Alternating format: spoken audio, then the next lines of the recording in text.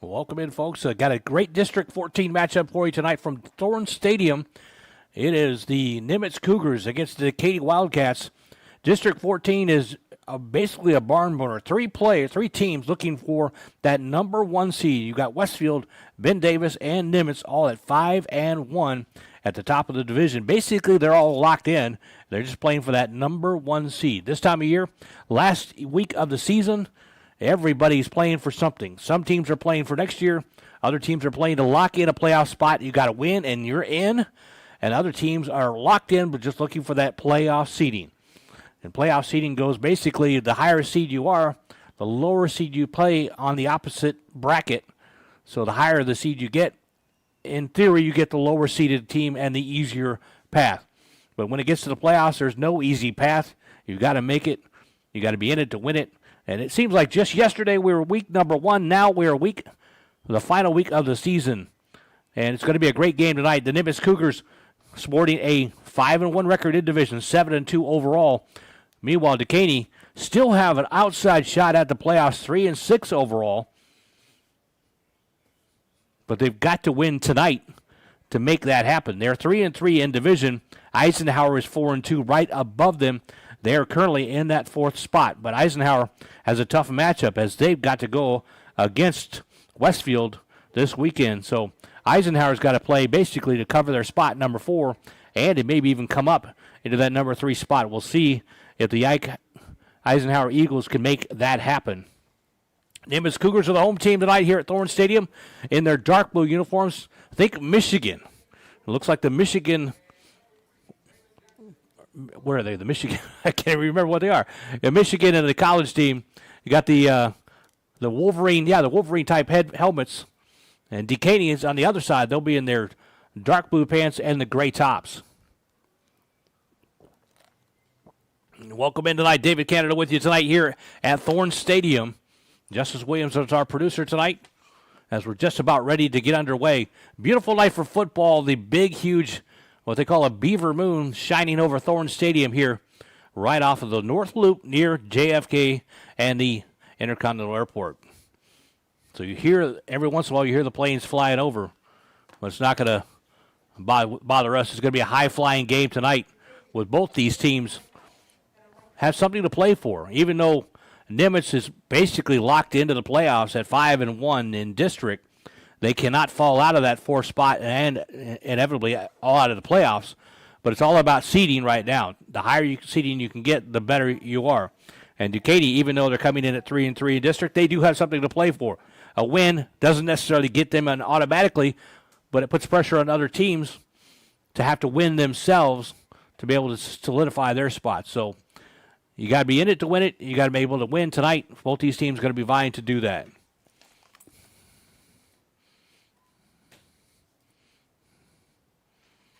So Thorne Stadium up here off of Aldine Bender.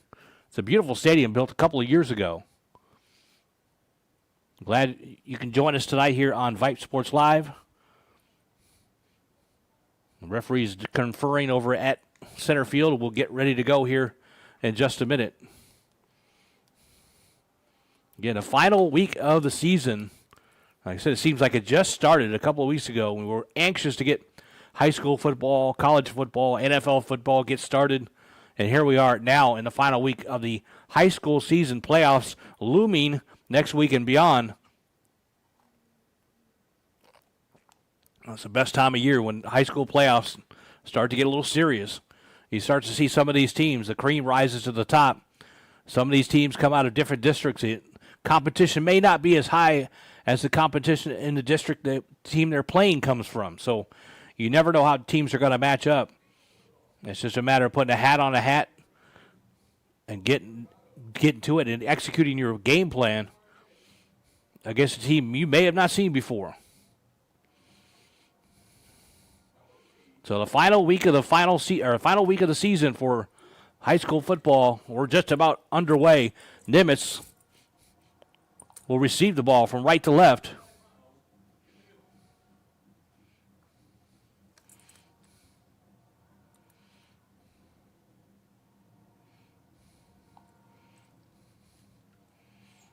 And we are underway here at Thorne Stadium. A little pooch kick They tried the old onside kick, but Nimitz was able to recover it. That's one of the things you might see, just a little bit of trickery every once in a while to try to get a little bit of advantage. You never know how a little bit of advantage could go a long way during a game. It can change the momentum, it can change the policy, and it can change your way of doing things. So Nimitz will get a good start here at the 50-yard line as that kickoff didn't go very far. In fact, I don't even think it went 10 yards, so Dekaney could not have recovered it anyway. That ball has to go 10 yards on an onside kick before you can recover it. So here come the Cougars' first possession of the night. Twins on near side. They'll come in motion. They'll stack it 3 wide on this near side. They go back. Pressure. Has to step up in the pocket. Gets underway. Downfield. Almost intercepted. Brown had pressure from Dekaney on the outsides. Did good job of stepping up in the pocket, but the pass downfield was incomplete, so be 2nd and 10. Just underway here on Vype Sports Live. Glad you can join us. Streaming live on YouTube tonight. Straight up at the 50-yard line. Brown looks over the defense. They'll come in motion again. They'll take the snap, hand off up the middle. Following the blockers past the 35 down to about the 45, or past the 45 down to about the 40-yard line. And that'll be a fresh set of downs, first down. It depends on where they mark it. Looks like they're going to mark it short. Looks like he got there. Rashard Miles on the running at that time. So it's going to be a 3rd and 1. That spot seemed to be a little bit short from our vantage point up here, but looked like forward motion got him there, but they're going to go 3rd and 1 here. Again, Albert Brown calls his own number. Watch out. He's down to the 35-yard line, to the 30, still going to the sidelines at the 27-yard line, and he's run out of bounds. First down for the Cougars.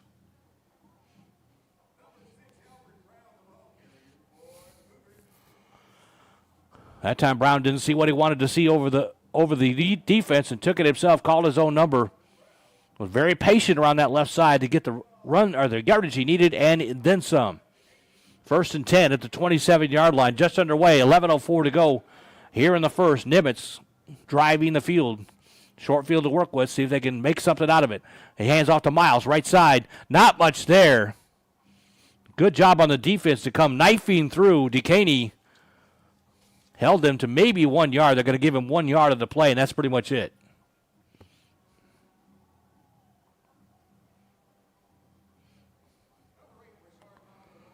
So it'll be second. Actually, they didn't give him any yardage, so it's 2nd and 10.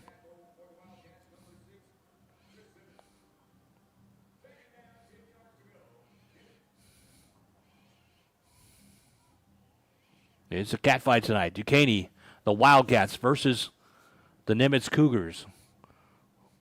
See which cat comes out on top tonight. Brown in the shotgun. He'll take the snap. And off to, fakes to Miles, throws out in the flat. He's got a receiver at the 20. Down the sidelines, the 5. Touchdown! Malachi Augustus.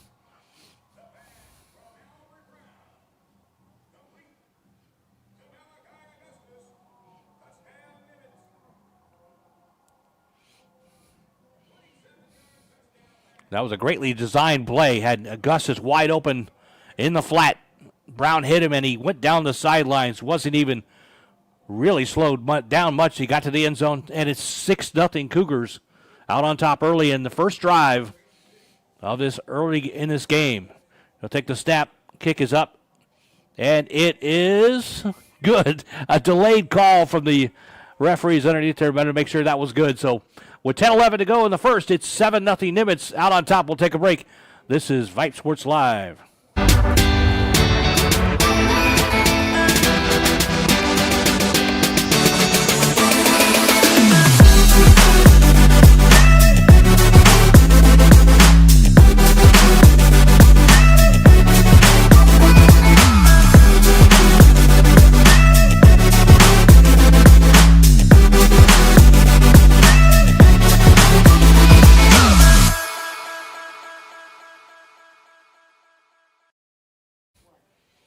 Welcome back, folks. Nimitz takes the opening drive, although a short field. They took care of business. They got the ball at the 50 on a failed onside kick. And about 5 plays later, they're in the end zone for the score, 7-0. Nimitz out on top. Dekaney will get a chance with the ball for the first time tonight. If you're just joining us, Dekaney, sounds a lot alike. They are in the gray top uniforms with the purple, dark royal blue pants with the white numbers and the dark blue helmets going from left to right. Nimitz in their home colors, the blue, yellow, and the white. The Michigan Wolverine type helmets. Takes me back. I went to Bellevue High School just outside of Seattle, and they had the same, very similar uniforms.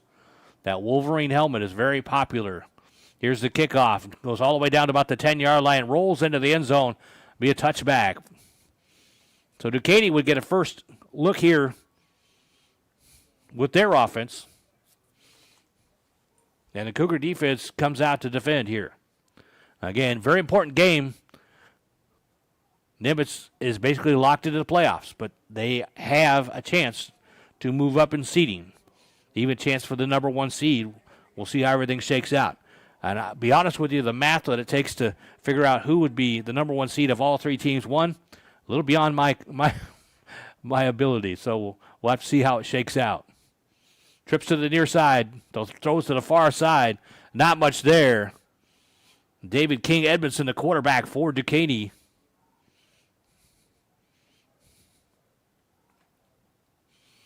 And they'll give him about a 2-yard gain. It didn't look like that much.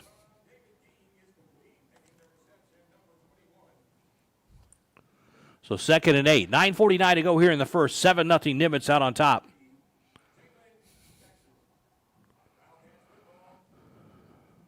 They'll stack them 3 wide. Formation near side. King will hand off. He'll take it himself. Calls his own number left side. Trying to make the corner. Can't get there. And a great job by Varquan Green for, that's wrong one. That's Miles playing both sides of the ball.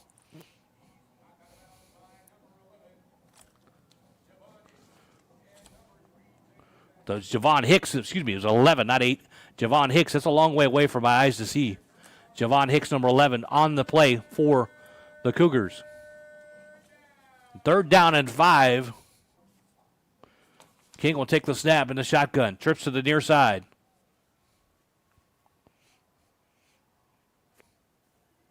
A little confusion on the play here. False start on Dekaney. They'll move them back a little bit. It'll be 3rd and 10.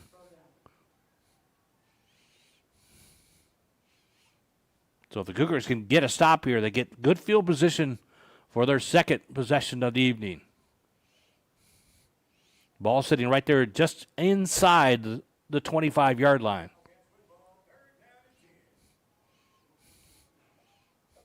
King looking to throw. Left side. He's got pressure from the left side. Trips up as he goes down at the 20.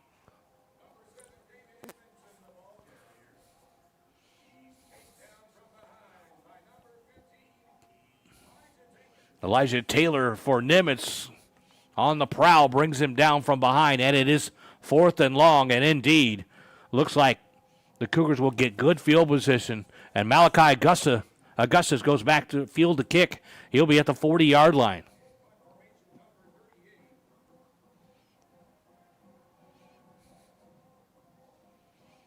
He'll be punting from the 5-yard line.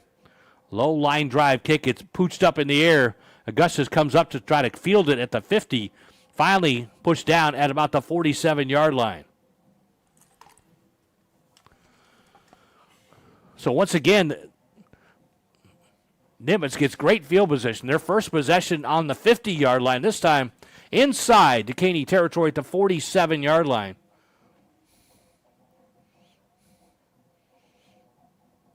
So Nimitz just feasting on the early field position as Dekaney cannot flip the field on them.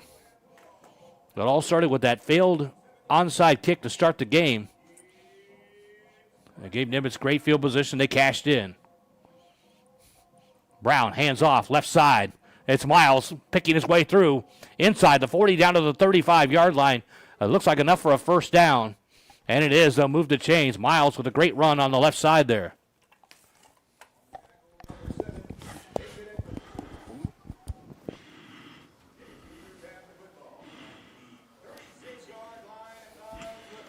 David Canada with you tonight. And also my broadcast partner, Jarvis. Jarvis.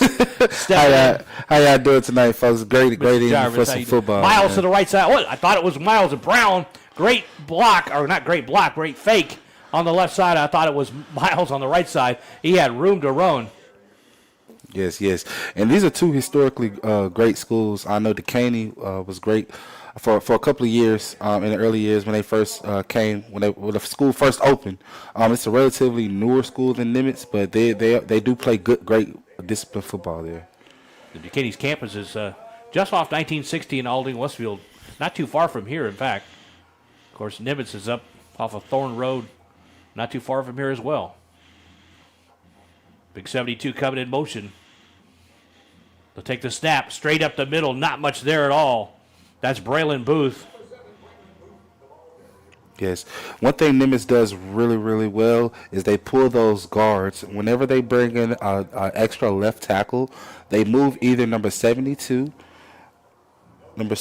Colin Williams, or number 73, Adonis Griffin, at tight end to either pull. Either time they're in the game or they're off the line of scrimmage, they're going to pull, they're going to run the ball to that side. Yeah, that time they moved 74, Dalton Howard, to the left. This time, around the left side, Brown with a keeper inside the 20. Excuse me, that was Caden Phillips. No, it was 6. I thought it was 6. I thought it was 5 now. Hey, I got old eyes, 6 and 5 look a lot alike from way up here. To watch the scoreboard, much closer view than what we get here. But a beautiful facility up here, WW Thorne Stadium. They redid it a couple years ago. If you've ever been to a basketball tournament at Brown Center or Campbell Center, it's right next to it, right behind it. There's a snap right side. Around the right side, inside, that's Malachi Gustus. Augustus scored on the first drive and almost got loose there. Dekaney has a really, really, really young team this year. Team mainly full of straight sophomores and sophomores and juniors. So this is relatively a younger team. The record definitely shows that they're a young team.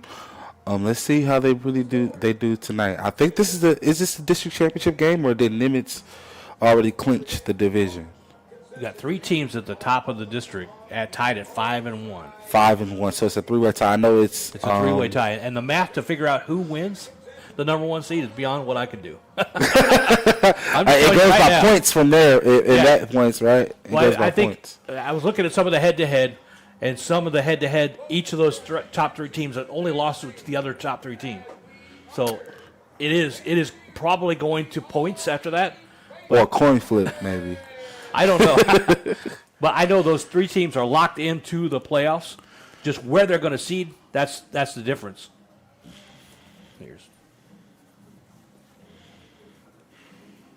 So all of these 3 teams. Okay, Davis, Westfield, as well as Nimitz. It's our top 3. 5-1. And then, of course, Eisenhower sitting there right behind them, too, kind of stalking. Right side, Miles trying to push forward. Mike got a first down marker. We'll see where they mark it. See, if they mark it just short, it looks like. Yeah, so if they take a loss tonight, that can definitely knock them out of a a district championship title. It'll go between Davis and Westfield. So Nimitz definitely have to continue to win tonight in order to keep their district championships. Well, it all starts in playoff seeding as well. It tallies you into where you're going to actually play in the first round. 1st and 10. Miles to the right side again, following blockers, pushing forward, gets inside the 5.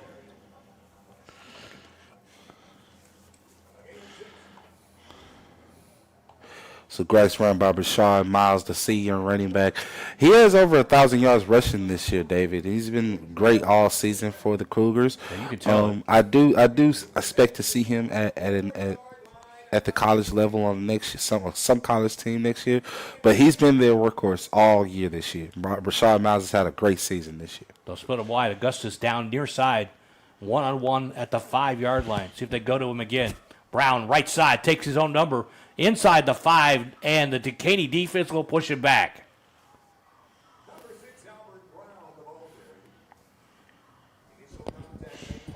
Brown definitely looks like he's healthier, especially going into these playoffs. I know that he missed a couple of games in the beginning of the year, but he looks healthy. He looks more. Looks like he has his burst that he had last year. Let's see if he can continue this throughout the playoffs as well. So 3rd down and 3. Actually, they can't get a first down at the 1-yard line. Looks like. So 3rd and 3 from the 4. They'll take the snap. Miles breaks one tackle, gets inside. I don't think he got the first down. I think they're going to go field goal. Take the points. It's always one of those things. Do you kick a field goal here, or you go for it? And if you go for it and miss it, you pin them down deep. So either way, you're doing a good thing. If you punch it in, you've got a 14-point lead and not just a 7-point lead. But like you said, they're going to go for the field goal here. Not much of a wind tonight to affect any kind of kicks. There's the kick. It's up, and it is good. Long delays. They've got to look at each other and make sure they get it right. So with 3:42 left in the first period, it is 10-0 Nimitz. We'll take a break and come on back. This is Vype Sports Live.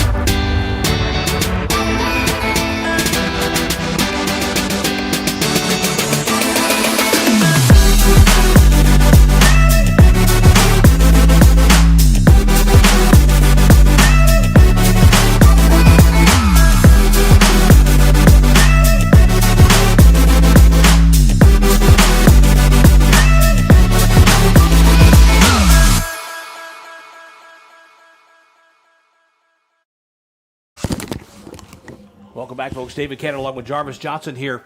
10-0 Nimitz. They're kind of putting their stamp on this one early as they've come out and scored on both drives so far. Yeah. That's one thing Nimitz is going to do. They're going to drive the ball, especially with the run, from running game from Rashard Miles as well as Mr. Albert Brown. But I also want to see them get Malachi Augustus involved in this game. He's one of the top receivers in the city. I want to see him start to get his touches in as well. Yeah, Augustus scored the first touchdown on about a 25-yard screen pass. So he has gotten involved so far tonight. Look at that, right the middle. Hole up the middle. Looks like he's going to score. The 40. Can the kicker make a tackle? Well, the kicker made the tackle by fault. Number 15 from Dekaney. Look like Aquan Lucas, sophomore athlete. It's a young player. Dekaney's team is full of young players. And Aquan Lucas looks like he's one of those guys, especially going from that 80-yard kickoff return. And you got to give the kicker a little bit of credit. It's one of those things. Not necessarily going to make the tackle, but I'm going to get in the way. Yeah. And that's what he did. Just fall. When you kick the ball off, you don't expect to be involved in any kind of tackle. So when it starts coming your way, the heart beats a little faster. David King Edmondson, senior quarterback. He's an athlete. So it looks like there's going to be a lot of option Hands coming off from right side, almost brought down behind the line of scrimmage. Gets forward for about a 5-yard gain.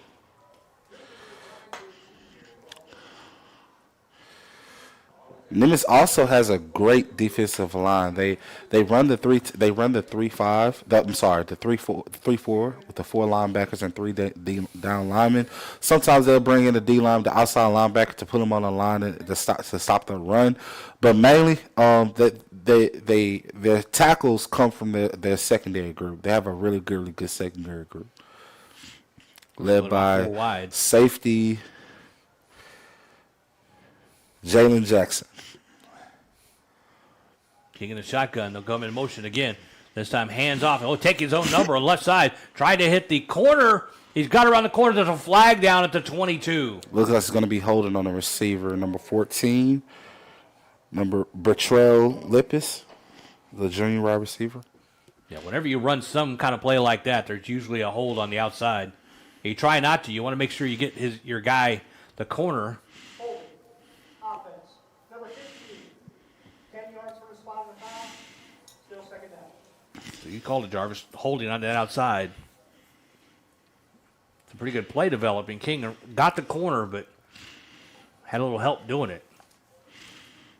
2:37 to go here in the first period. 10-0 Nimitz trying to stamp their way into a higher seed in the playoffs. They're pretty much locked in at this point. See where where everything shakes out when it finally do all the number crunching, and that's more number crunching than I could do.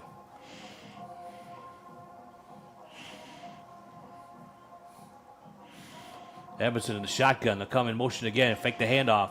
They'll come straight up the middle at him. They're almost bringing it down. There's a flag at the 35.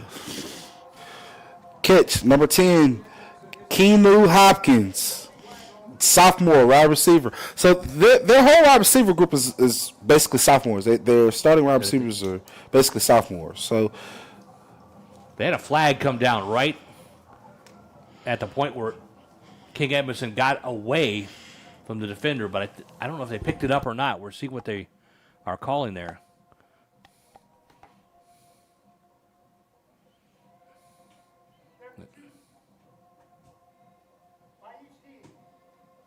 Personal foul. Against defense. Number 56. Eligible receiver downfield. Offense. Number 53. Goes penalties all set. Replay second down. So that play, just forget about it. That play goes for nothing. Basically, ineligible man downfield and a personal foul. They offset and we'll replay the down.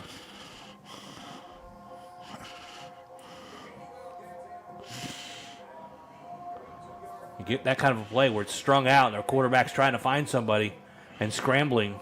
A lot of times those offensive linemen don't know he's scrambling. They'll leak downfield a little bit. They can only go about 3 or 4 yards downfield before they're called for down the field ineligibly, if that's a word.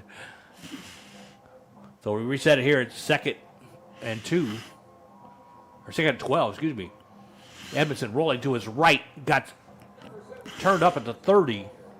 Only about a 1 yard gain, maybe 2 yards if they're lucky.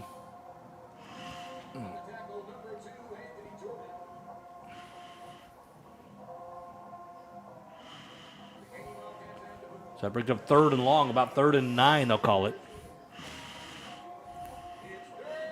Ball sitting right at the 30-yard line. This is the best drive of the evening for Dekaney.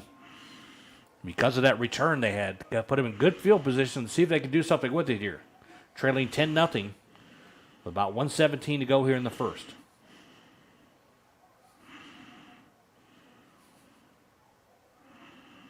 oh, look, he wasn't expecting that snap.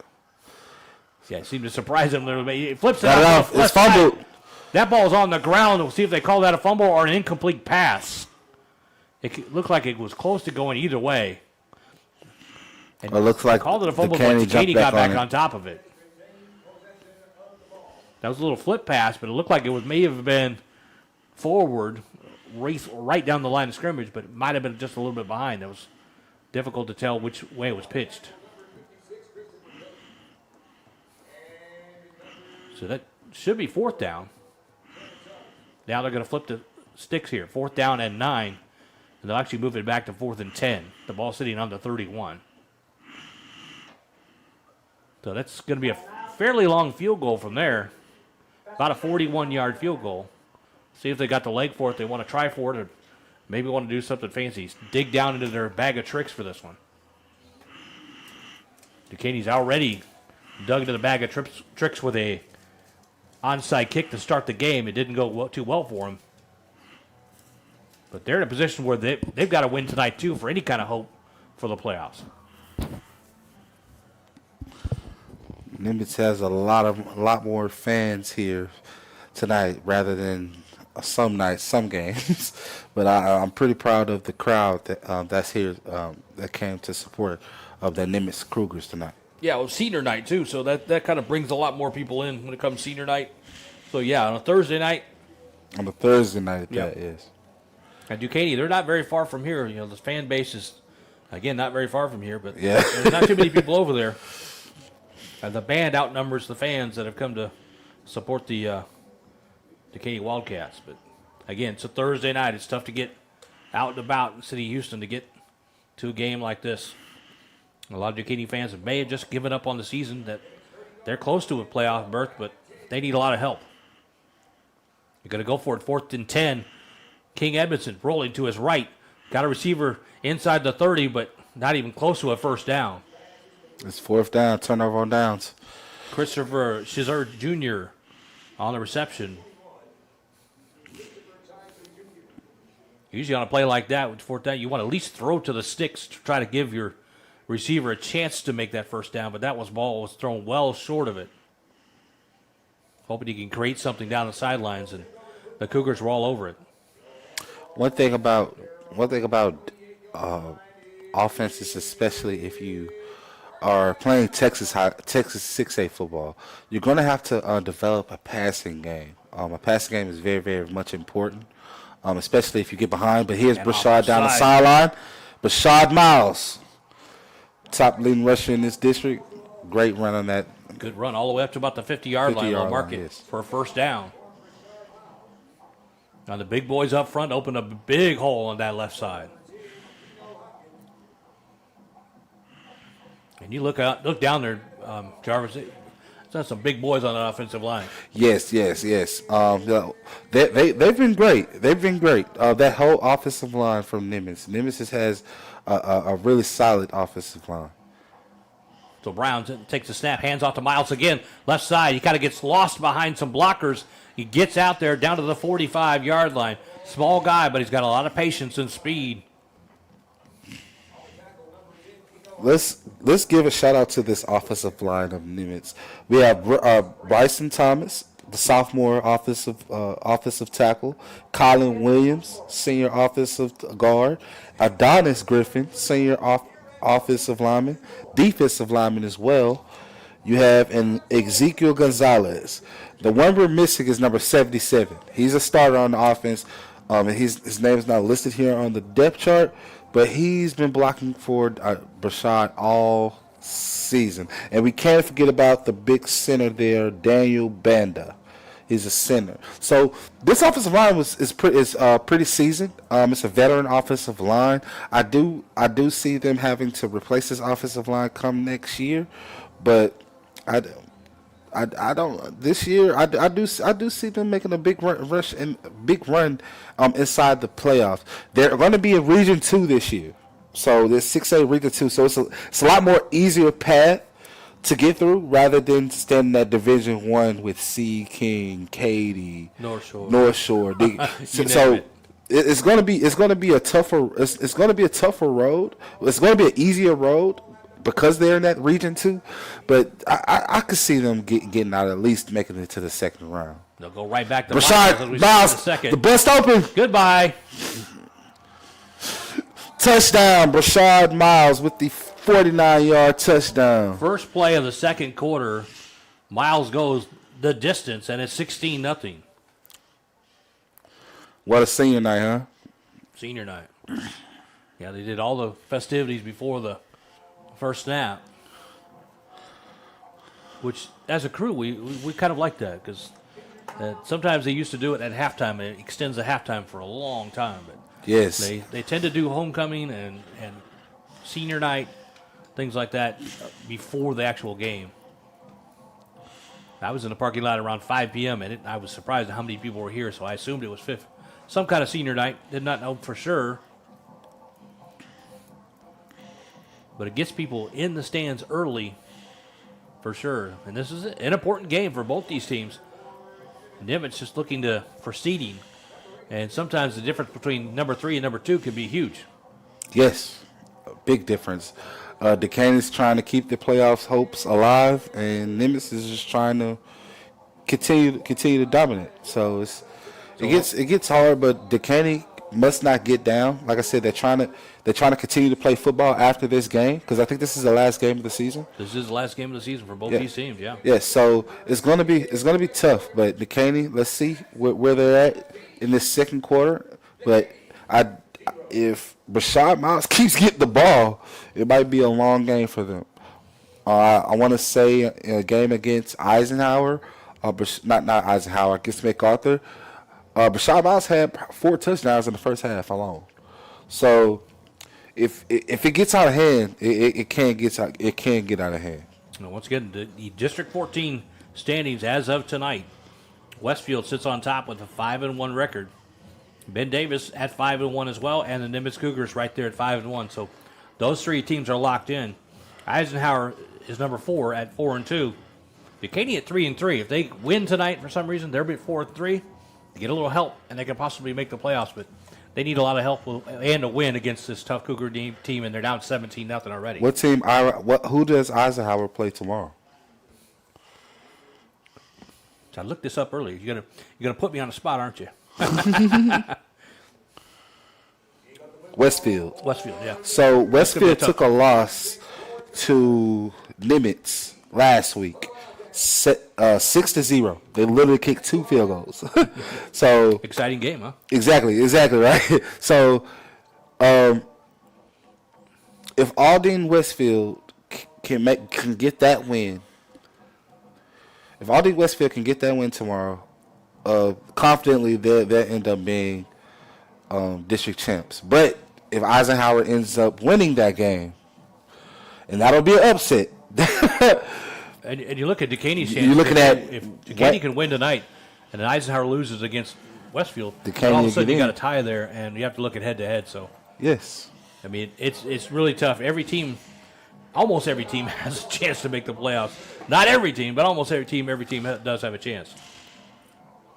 Of course, tomorrow night, our same crew, Jarvis, myself, and Justin, our producer, will be broadcasting the game for Lake Creek High School, and that's going to be a win and you're in situation next week or tomorrow night as well. So yeah, Lake a lot Creek of great has a teams great this year. running back, a great young running back. Can't wait to see him play tomorrow. They got a couple running backs in stable. They got Cannon Davis. He's a freshman, but they're kind of leaving him fresh, I think. He's had a couple of great games this year. Oddly enough, he's number 22, and we do have an injury timeout on the field, by the way. That's why we're yapping here. But Cannon Davis with 22 rushes as number 22 with 222 yards back a couple weeks ago against Strake Jesuit. And Luke Middlebrook came back in that game after injury, so Cannon Davis has pretty much been on the sidelines, but he's only a freshman. Yes, so he's they've only a got freshman. stable at him next year for sure. Yes, And he's going to have that he's a dynamic runner for sure. That bear from Straight Jesuit. He's going to have that effect because he was a freshman on varsity starting out. Well, that game we did, Bear had about 395 yards and 4 touchdowns in that game. You're Cannon basically Davis getting a had stud, 22 huh? and 4. So it was a running back competition in the second half of that game. So, but the Lake Creek Lions came out on top in that contest. So here we go. 11:43 left in the second period. Katy hands off right side, and they're going to Whistle, dead, false start, I think. dead ball foul there. A timeout. Timeout. That's their first time out of the half. They headed off to Scissor Jr., but late timeout. Let's talk about that North Shore the CE King game last week. That was one game for the books. I was actually there live to see it in person. That was CE King's pretty much chance to put their foot down, say we're taking over this district. Yeah. Of course, said no, I don't think so. I don't think so. Yes, I don't think so. What North Shore did was basically simply beautiful. They played perfect defense. And basically stop seeing King what they basically mainly do on offense. And that game was on the road. That was at Yes. CE King Panther Stadium. So Yes, but you definitely wouldn't be able to tell if it was a road game because CE King fans definitely showed up and showed out that game, but North Shore fans definitely showed out. So it was a sold out crowd. They stopped letting people in around about 7:30, so 30 minutes after the game. So the game was packed. King throws over the middle, got a receiver at the 25-yard line, quickly drawn down by that Nimitz defense. And we'll be looking at some of the scores around town, around the state. Allen, one of those tough teams in North Texas, out of Dallas, undefeated on the year. They're out 21-0 on Plano East already in the second quarter.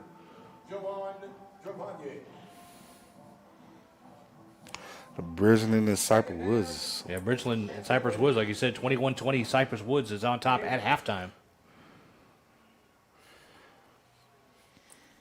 DeSoto, another great team from the Dallas area, 14-7 over Lancaster, first quarter.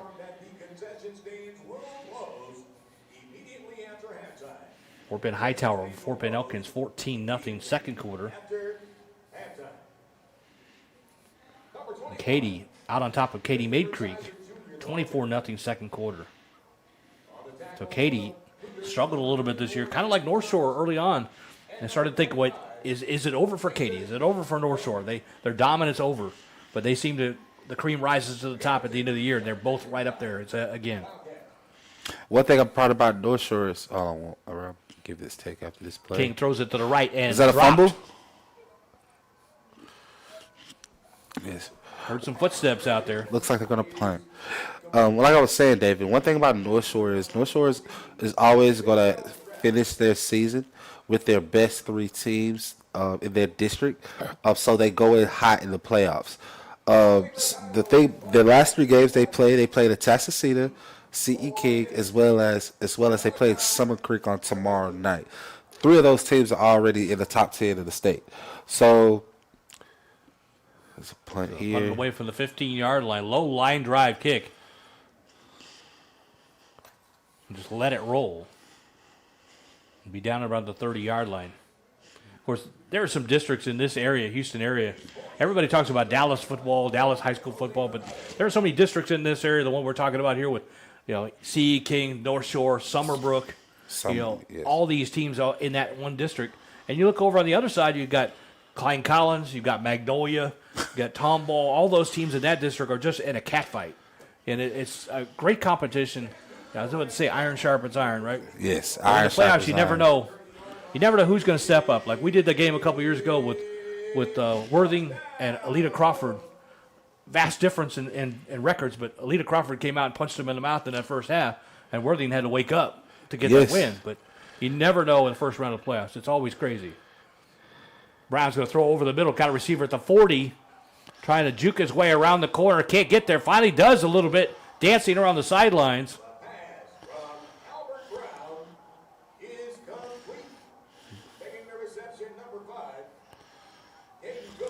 No, Caden Phillips. Okay, I thought I saw a 9 there. I was like, I don't have a 9 on the roster. Again, my old eyes.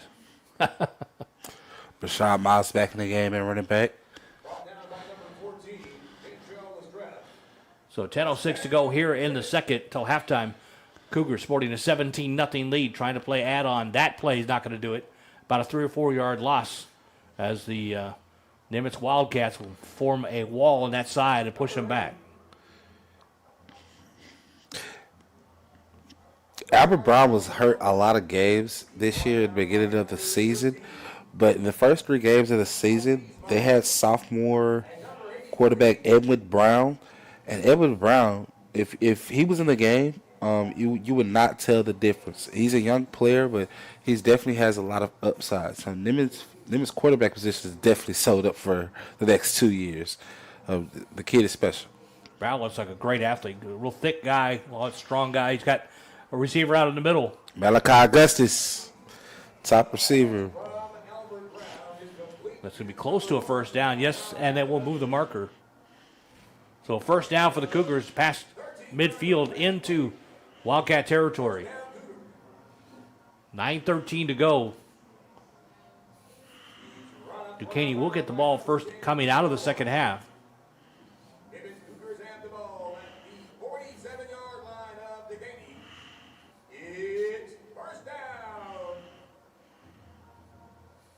The handoff up the middle. Miles inside down to the 45-yard line. For a little guy, he runs tough between the tackles. Don't exactly have his numbers as far as how big he is, but you can tell he's a smaller kind of mosquito kind of guy, was darting around with the speed, and he's got great patience running through the tackles. A lot of times the little guys don't really run through the tackles that well. They get out on the outside and use their speed, but he looks like he's a one-cut go back. Whatever college he goes to next year, they're going to get a very, very, very hard runner. He runs the ball very hard, and whatever he sees the hole, it's one cut go. There's a snap. Brown looking to. Oh, so watch out for the backside. Coming from the backside, yes sir. Oh, it's a fumble. He lost the ball. Katy says they've got it. No official word yet. And it is official. A turnover. Dekaney will come up with it right at midfield. Brown was pursued from behind and a strip sack in a sense, really. So the first turnover of the game goes to Dekaney.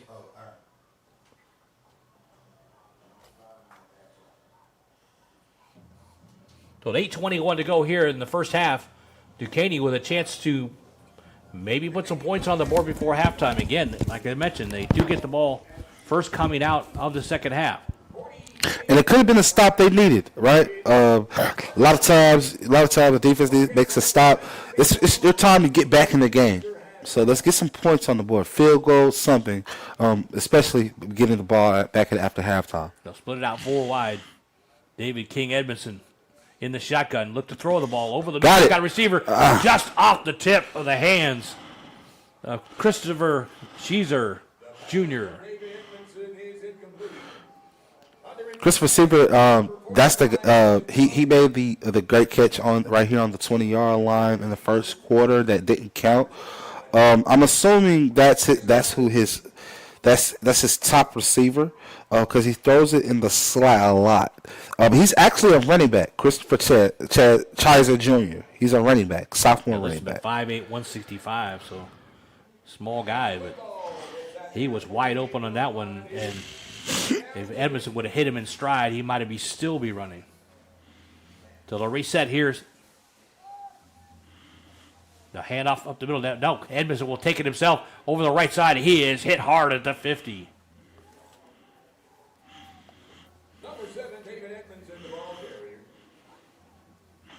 So he paid the price for about a 2 or 3 yard gain there. Hammered by number 16, Rovello Pierre, and number 2, Anthony Jordan. So that brings up 3rd and 7, 3rd and long for Dekaney. Trying to get some points on the board here. They trail 17-0. Coming up to halftime, 7:40 left on the clock.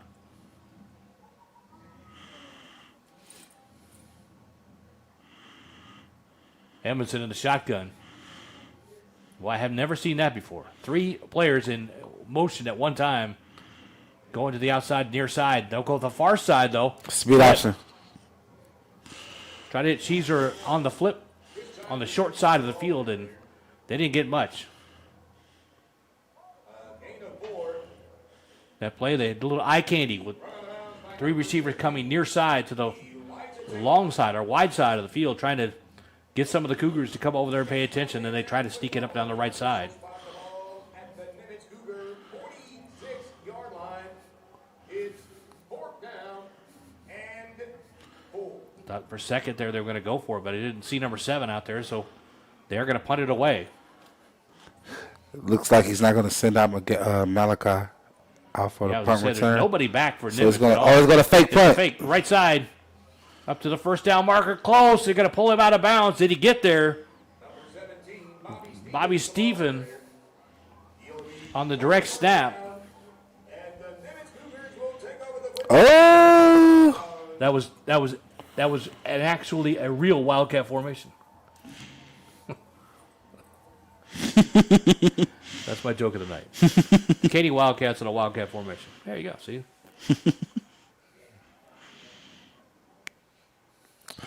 I know you were saying, tonight, but that's just the first one. So. I know you were saying that Katy Tigers was playing the Maiden Creek. That is a very, very long rivalry. Maiden Creek been around for years. I don't know they hand off straight up the middle. They have a big rivalry between those schools. I think they're like probably 15 to 20 minutes away from each other, so they're right down the street from each other. A lot of those Katy schools are. All the Katy schools are. Yes. It really seems like close every to each other. single year, Katy district comes up with another high school. They're growing Yes. so fast and so furious out there that. Most recent one is Patel, Katy Patel. I think Jordan is actually since then. But yeah, Jordan as well. the Jordan is two new. newest schools. Throw off into the middle, just inside. Still Keep on breaking it. tackles. Watch out! All you got to go is down the sideline. Go. He's gonna go. Caden Phillips. Good.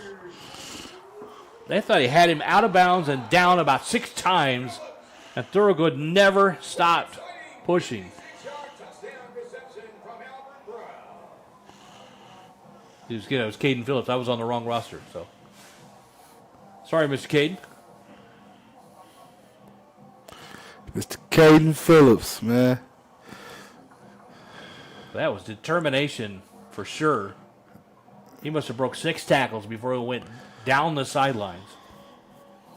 And now it's 23-0. Nimitz on top.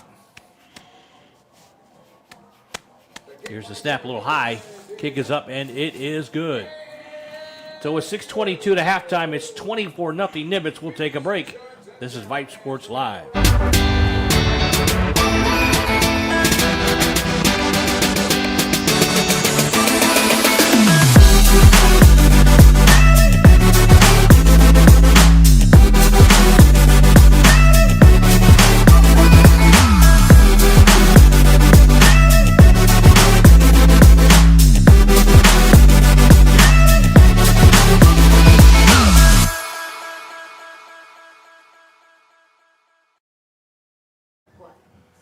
Welcome back. David Kenner along with Jarvis Johnson. Just kind of watching that replay on the big screen.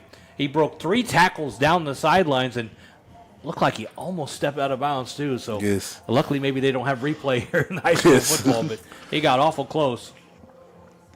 Do you see that in the near future, though? What, stepping out of bounds? Instant replay in certain games, especially in the playoffs, state championship Yeah, games. I mean, it's one of those things that, who knows? It's high-stakes football in Texas. I don't know about the regular season, but in playoffs, maybe, yeah.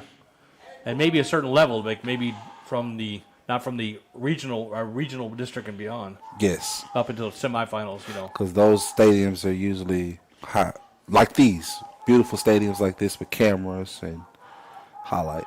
Yeah, I just don't know if the referees have all the facilities like they do in NFL and college to be able to look at it or have somebody, the eye in the sky, so to speak, to maintain it, to make those kind of decisions. So, but it's Texas football is a big thing, big industry. So you never know. And I know the UIL was trying to rule on girls flag football to become a UIL sanctioned sport, and I think that's going to become a thing as well. I was able to watch some of that over the summer on ESPN, and the girls from Houston won it. And it's interesting to watch flag football versus regular football, how they have to, kind of weave things differently. It's a different kind of football.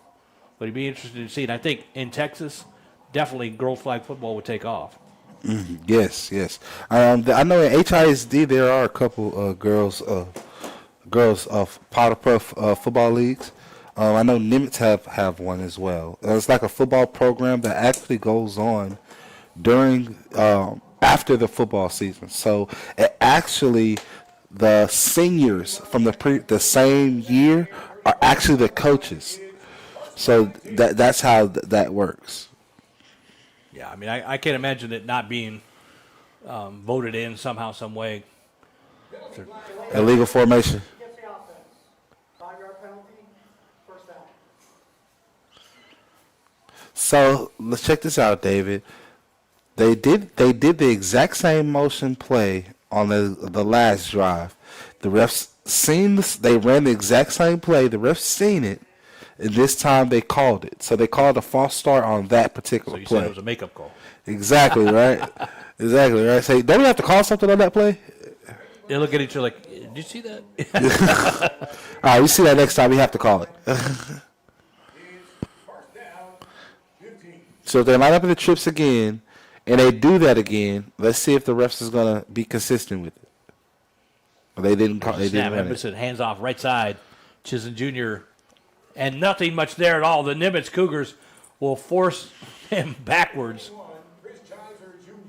You name it, a Cougar was there on that play. Great pursuit. Like Elijah Taylor was one of the first ones to get there. So now we're talking about 24-0, 5:47 to go. And, you know, this time of year, getting ready for the playoffs, you wonder if they're going to have a little talk at halftime, maybe go continuous clock and maybe, you know, pull some of their starters out and preserve them for next week because they are locked into playoffs. So just see where they – but I guess if they have a chance at possibly that number one seed, they're not going to do that. So we'll see how that happens.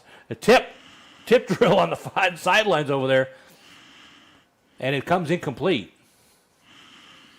So I guess it all depends on what their chances are, you know, getting that number one seed. Of course, all they need is a win, unless it's a third tie breaker and it's points.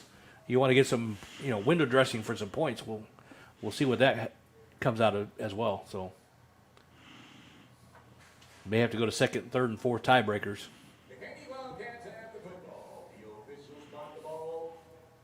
So 3rd and 16 with 5:21 to go here in the second.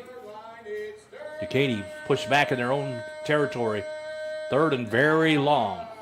Already down 24 points. Cougars are laying back. So oh, what a hit over the middle. That was a tough hit. Jamari Bondi for Nimitz applying the hit.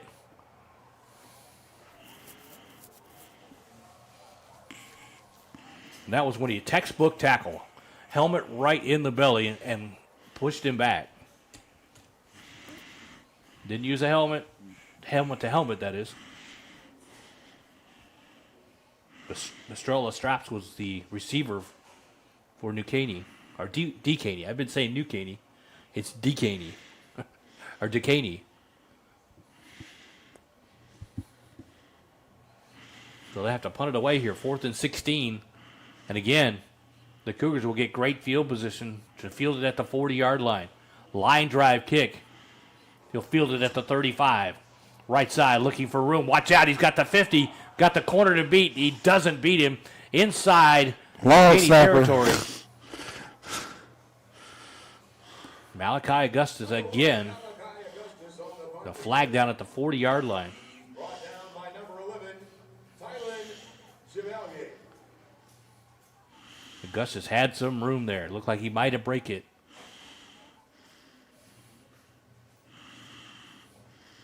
So all night long, Nimitz has been living in Katy territory. Every one of their drives except one has started in Wildcat territory, and this one will as well. They officially mark it at the 47-yard line. Or have they? Personal foul. Illegal blindside block against receiving team. 15 yards. So it's a 15-yard penalty against Nimitz, and they will not be in Dekaney territory.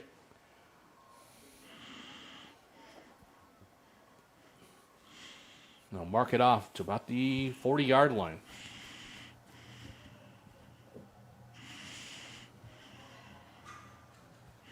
Inside the 40 to about the 36.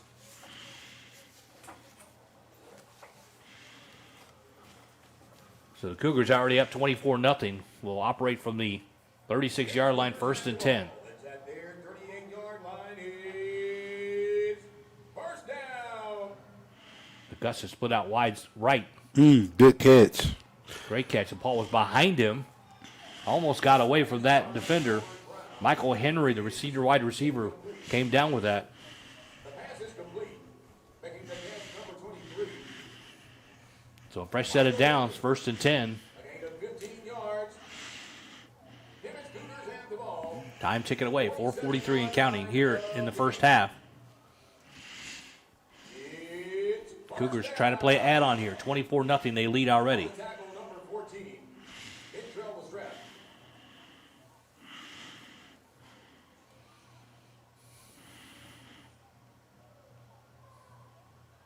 Brown calls for the snap, hands off left side. Miles pushing the pile forward.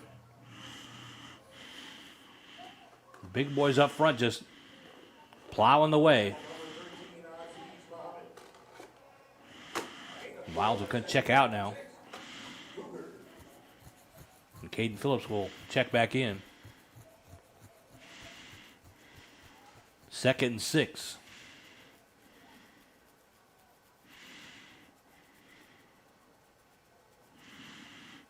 Here's the snap. Brown hands off right side. Caden Phillips popped at the 38-yard line and pushed back.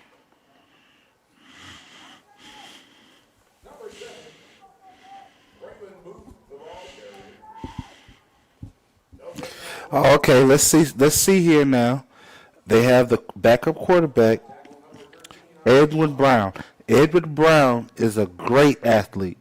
Great athlete. So it looks like they're going to put him as a slot receiver. They'll put him as a slot receiver.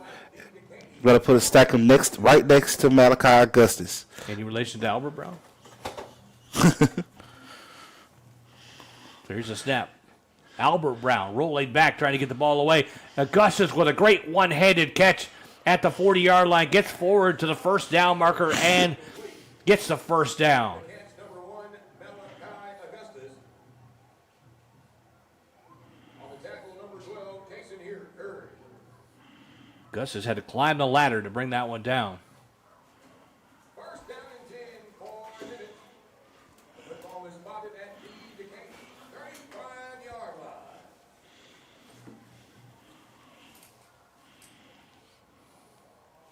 So 2:32 and counting here in the second quarter. Nimitz up 24-0, driving the field there at the 35-yard line of Dekaney. Here's a handoff, left side. Not much there around the world. Booth around the corner. Maybe a 2-yard gain. We'll see what they give them. Ball sits on the 33-yard line.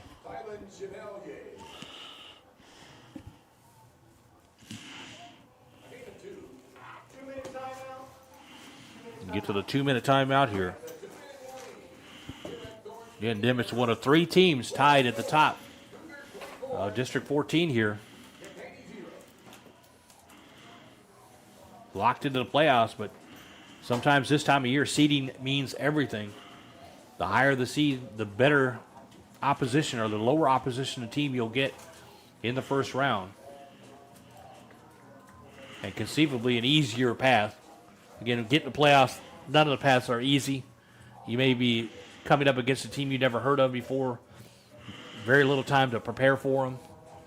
And you just got to feel it out as you get there. Like, you know, we talked about that Worthing team last year. Yes, but you know what's crazy? The Worthing is not even the good team in that district this year. It's Yates. Yates is 9-0 for the first time since 1985. Their 1985 state championship team. Yep. It's a great feeling out there in Third Ward. Third Ward High. A few years ago, my wife was a teacher there. We followed their basketball team all the way to the state final where they beat Lancaster in the final. Yes. Up there in Austin. That was a great experience. It's crazy part of that is, bro, I went to a school with a lot of those players from those years. The only one to actually make it to the NBA from those Jack Yates teams, well, a couple of players. I know Damian Dotson, the great U of H shooting guard, as well as Joe Young. He went to U of H as well as the point leading all-time scorer for Oregon. Up to about the 20-yard line. Yeah, that year was the 1-2 punch of Joseph Young and Brandon Phillips. Yes. Yes. For Yates. Yes. In that championship game, Joseph Young got knocked out of the game, had to go to the locker room, and in that time, Lancaster made a run. They came within 2 points of him, and Joseph Young comes out of the locker room. His 2 3-pointers seals it down the stretch. I remember like it was yesterday. It was a great game. He did like one of those go to the locker room, get and come back. I can't remember what the reference on that. He had to that game, but they were so good though in those years, man. I went to a game one year. They scored 175 points, man, and the other team only scored probably 25 points. Cougars on the prowl here. Hands off to Phillips, right side. He gets torn down by one player, gets another 4 or 5 yards out of it, but he might have had the end zone with that one without any interference right off the start. Dekaney got a hand on him and slowed him down.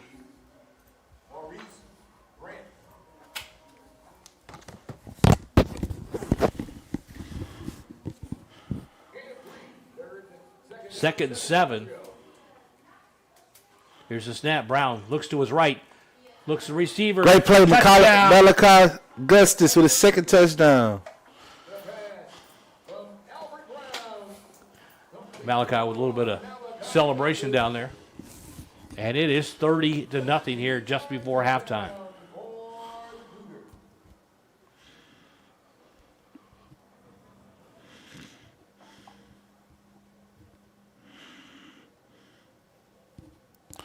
On my way to this game, David, I promise you I didn't know this game was going to be like this. That's one thing. You never know how some of these games will shake out. The kick is up and it is good. With 38 seconds to go to halftime, it's 31-0 Cougars on top and rolling. We'll take a break. This is Vype Sports Live.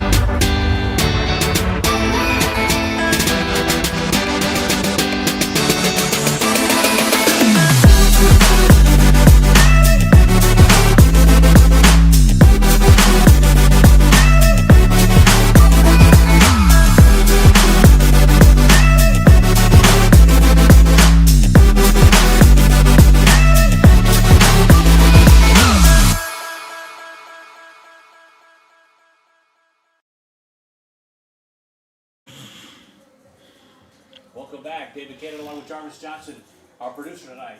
Justice Williams working hard. Appreciate her work tonight. 31-0 Nimitz on top in this contest. And hasn't really been a contest. Nimitz has started from the start and pretty much put their stamp on this game early on and often.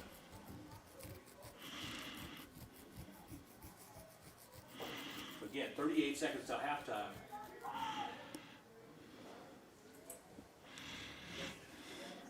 Mm-hmm.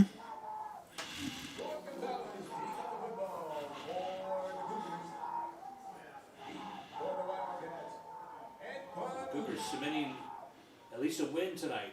You hope they can hold on to a 31-point lead. And we'll see where everything shakes out in District 14. See who gets the higher seed, who gets the number 1, who gets the number 2, number 3. And that sometimes makes a difference on the seeding. So with 38 seconds to go, see what Katy can do with it here.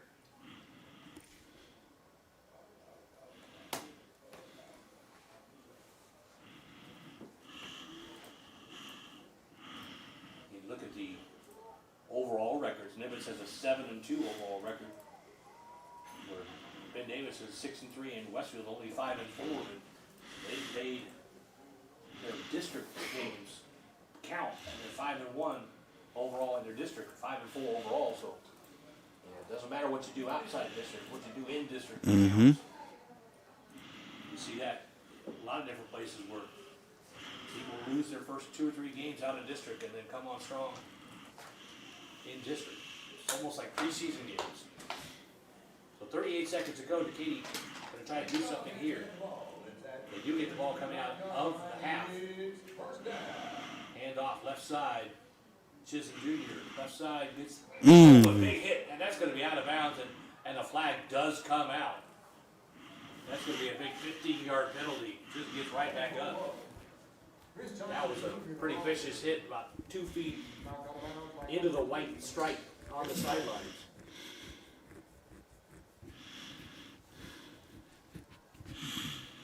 No doubt on the late hit there for sure.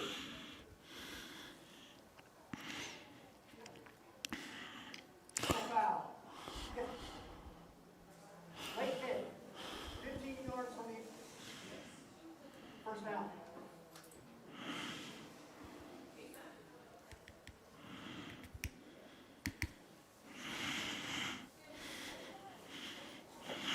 Nimitz doing a great job in district there. Point total, their outscored their point is 234 to 76 in 6 games.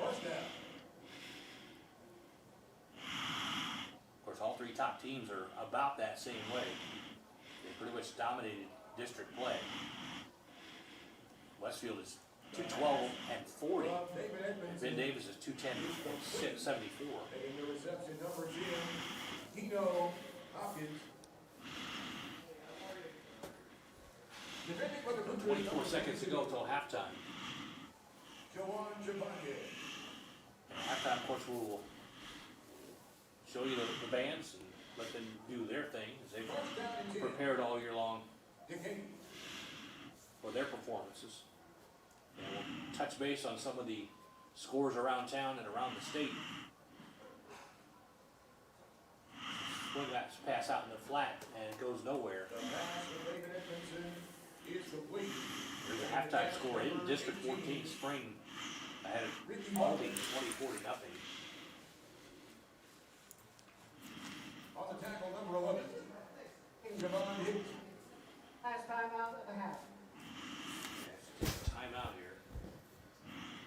Second quarter score of Clear Falls over Clear Lake, 32-14. Halftime, Woodlands over Oak Ridge, 28-0. Cy-Fair over Northbrook, 42-0. Thank you. That's a third quarter score.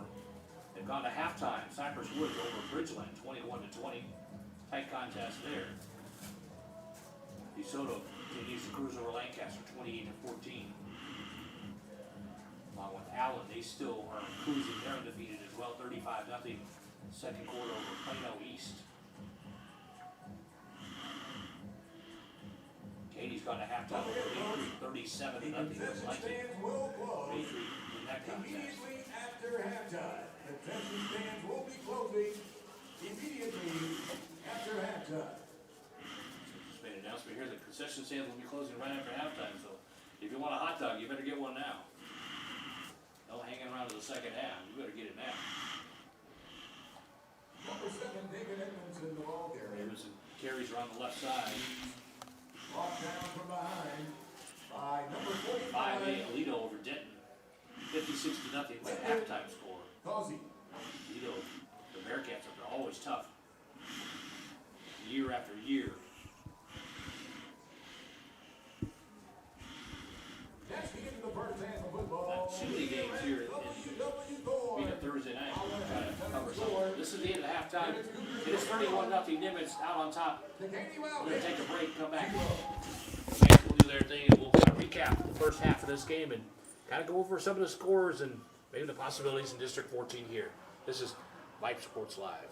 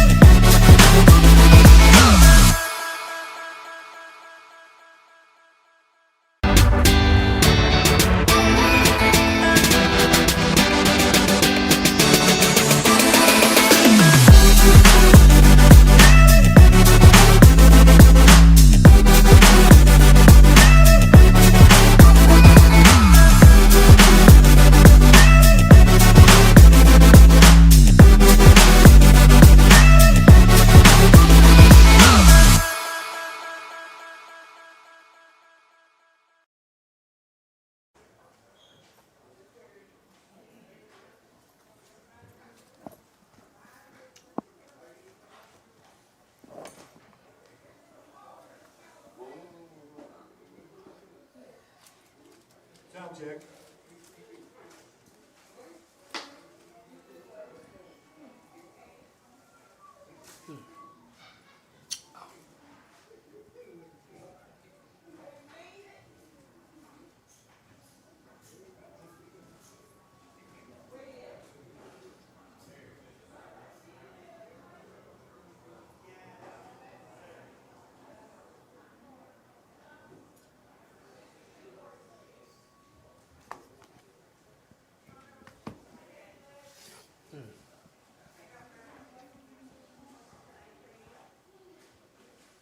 I hope they go to continuous clock, but probably not going to though.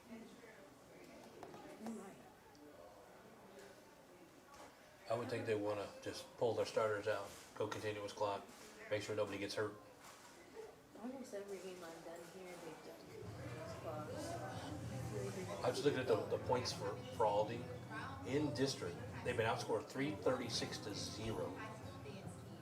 And they're trailing 24-0 tonight, so that's 350 something to 0. They haven't scored a single point in district play. That's crazy. And I thought numbers in where Lake Creek is, Splendora was really bad. They were like 252-20. At least they scored.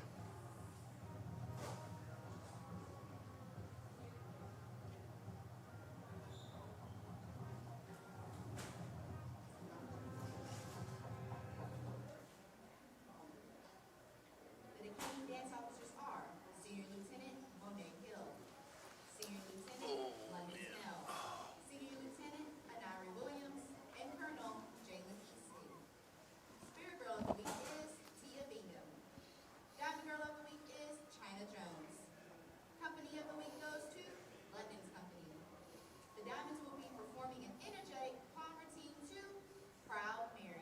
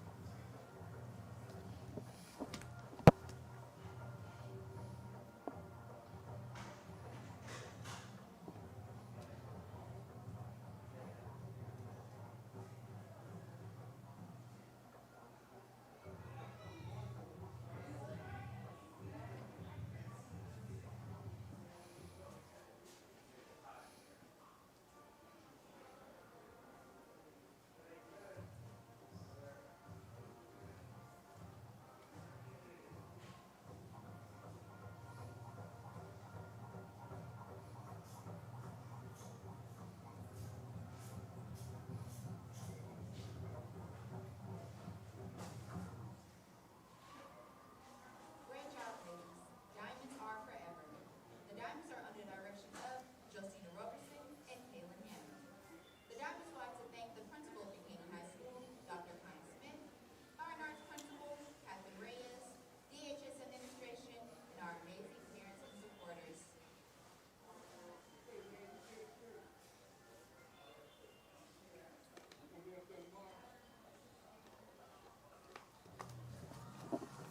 Ladies and gentlemen, please direct your attention to the field as we proudly present the pride of Dekaney High School, the Blue Legion Band and Guard. They are led on the field by drum majors Those are cool uniforms. Herrera and Melissa Hernandez. Today they are excited to recognize this week's outstanding members of the Blue Legion Band. Oh, watch Marcher out. of the Week, Mia Rodriguez, Doing that to a trombone can be illegal in some states. Vasquez. Most Improved Member of the Week, Liz Morales, and Section of the Week are band leadership. Thank you for a great season.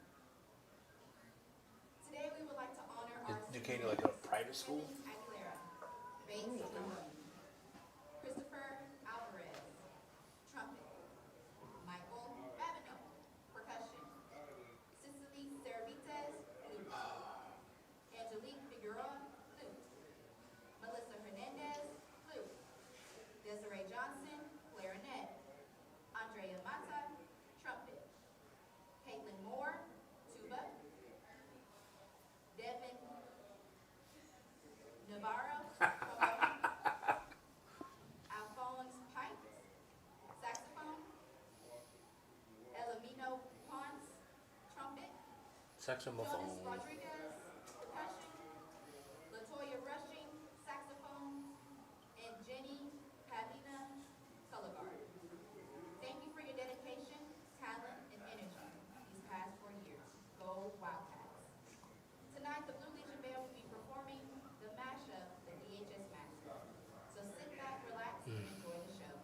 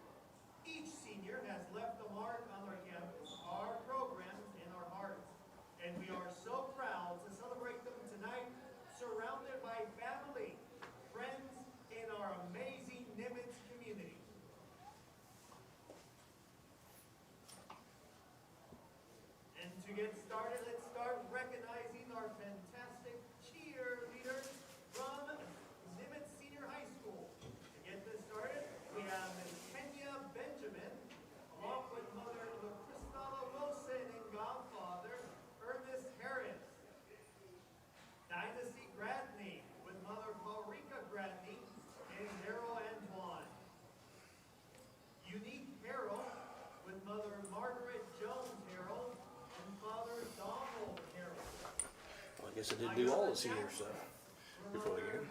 Lakeisha Davis. Demara Hunter. With mother Colette Cabell and father George Hunter.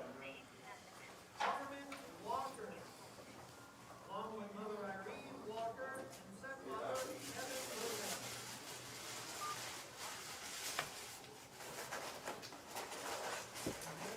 Fantastic dance team.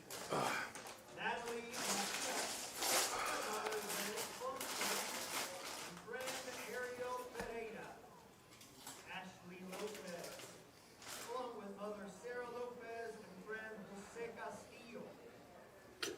Layla Jones, with aunt Lakeisha Bell and uncle Christopher Bell.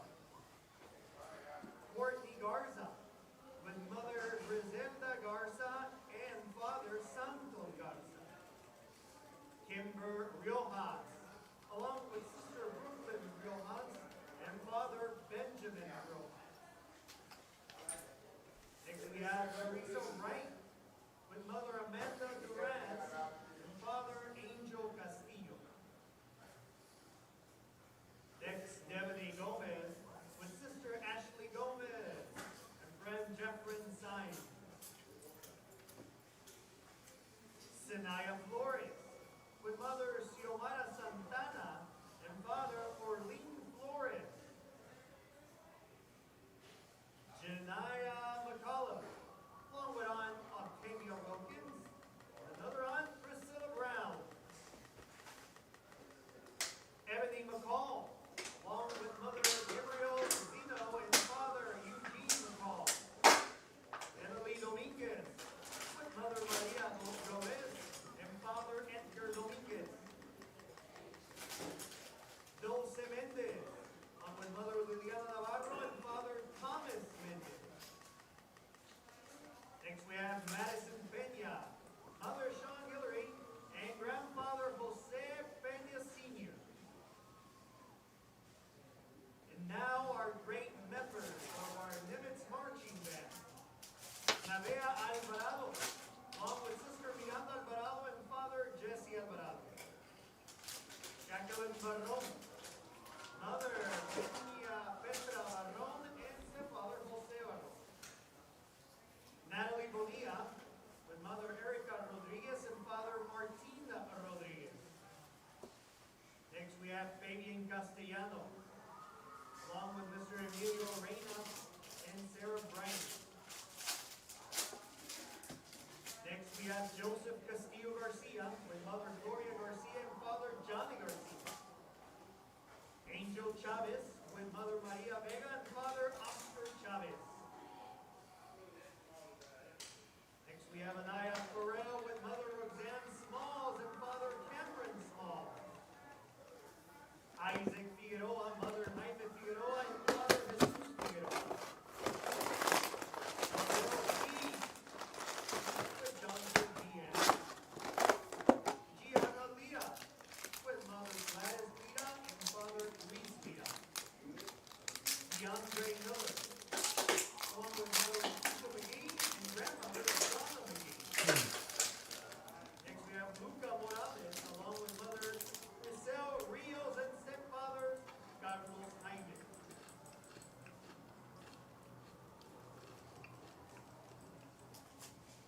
Next we have Mia Naro, mother Melissa Saenz and father Luis Naro. Juan Perez, along with Rosalba González Perales and sister Odalis Perez. Kevin Perez, along with mother Belkin Perez and father Giovanni Perez. Adriana Prudencio, along with mother Claudia Martinez and father Cesar Prudencio. Next we have Armando Ruiz, along with mother Marta Cervantes. Jonathan Sanchez, along with mother Norma Salinas and sister Angeline C. Duran. Next we have Ceci Corona, along with mother Fidelina Tapia and Federico Corona. Next we have Matthew Valenzuela, along with mother Ursula Valenzuela and brother Kevin Valenzuela. Next we have Eric Villarreal, along with mother Maria Villarreal and father Jose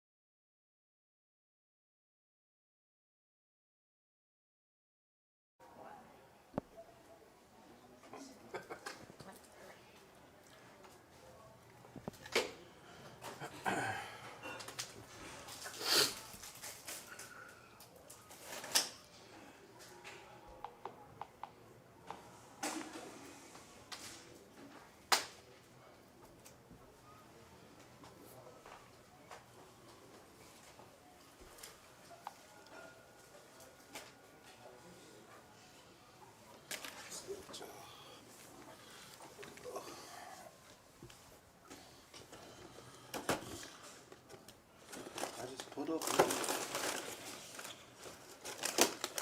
Wow. Halftime, Crowley is ahead of North Crowley, 6-0. Yeah, that's it. North Shore blew them out, bro. North Crowley's a good team. They've been high up in the rankings for a long time, right?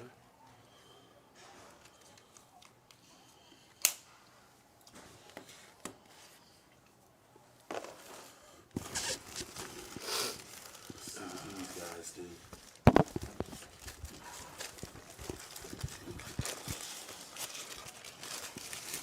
Well, welcome back, folks. We're here at halftime, just about ready to get started for the third quarter. It is 31-0. Nimitz out on top.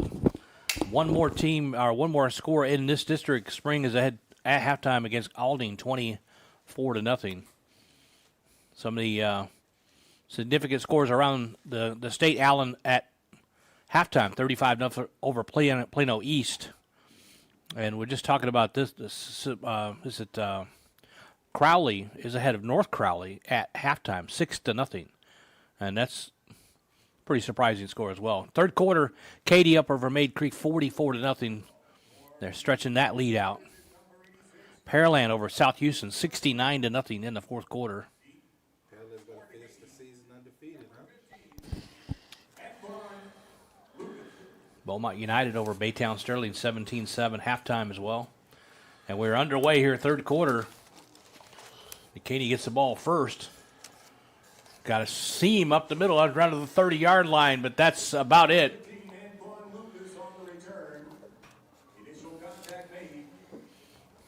I'm kind of wondering at halftime whether or not Nimitz would choose to go to continuous clock. And, of course, it has to be a continuous, or not continuous, has to be a mutual decision between both coaches to go to that kind of situation.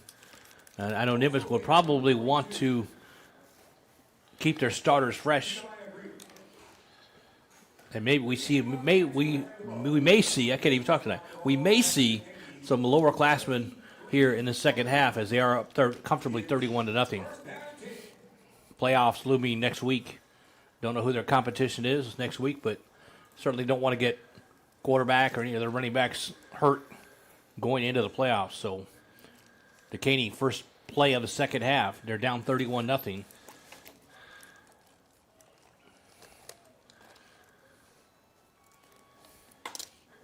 Hand off. Shooting up the middle. Not much there. Maybe a 1-yard gain. Be 2nd and 9. A 2nd and 8. They'll give him 2 on that.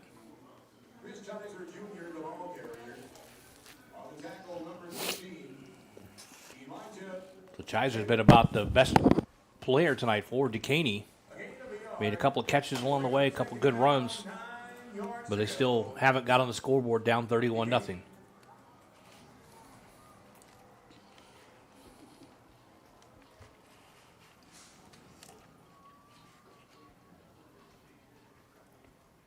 Coming to motion, handoff left side on a sweep. Got a hole, almost broke that one at the 40-yard line. If it wasn't for one of the Cougars closing the door on that one. Looked like number 35, Jamari Bondi. Otherwise, he was gone.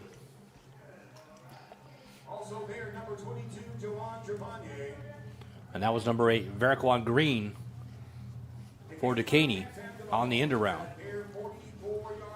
So it's first down, fresh set of downs for Dekaney on their opening drive of the second half.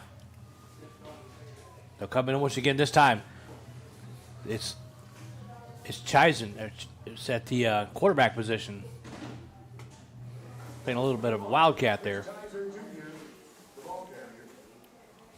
So Chiser took the direct snap. Gain of around 5 will bring up 2nd and 5.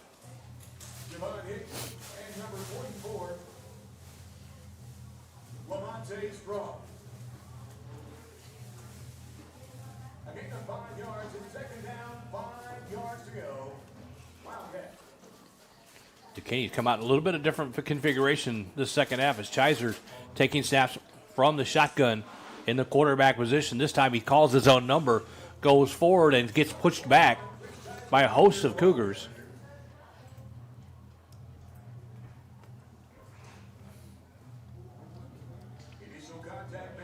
Marcus Johnson was in on the tackle with a couple of his friends on that defensive line.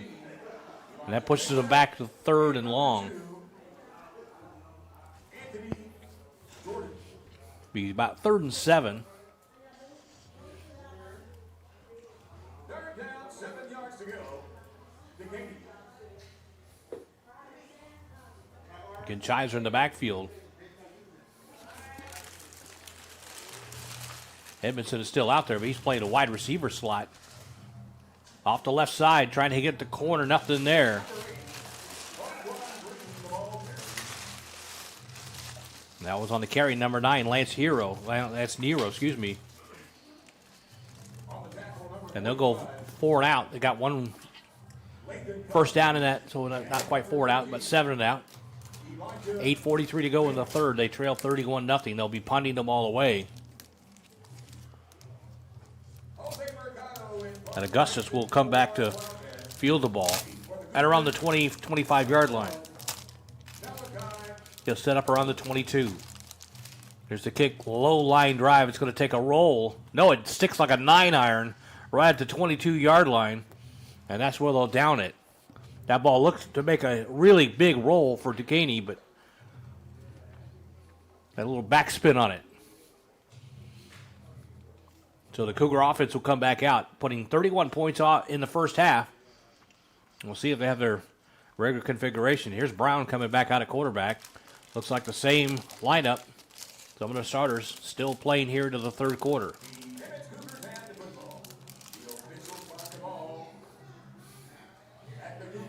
We got Augustus split out near side. Miles in the backfield right next to Brown. They come in motion, hand off. Miles, no, Brown will take it. Wants to throw the ball down to the flat. It's intercepted at the 22-yard line. Dekaney, they'll take it in for the score. Keno Hopkins for Dekaney takes it to the house for a touchdown.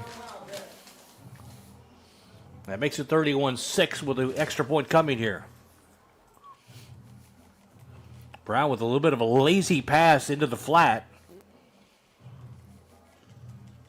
And Harris just, Johnny on the spot, picked it off and went untouched down the sidelines for the score.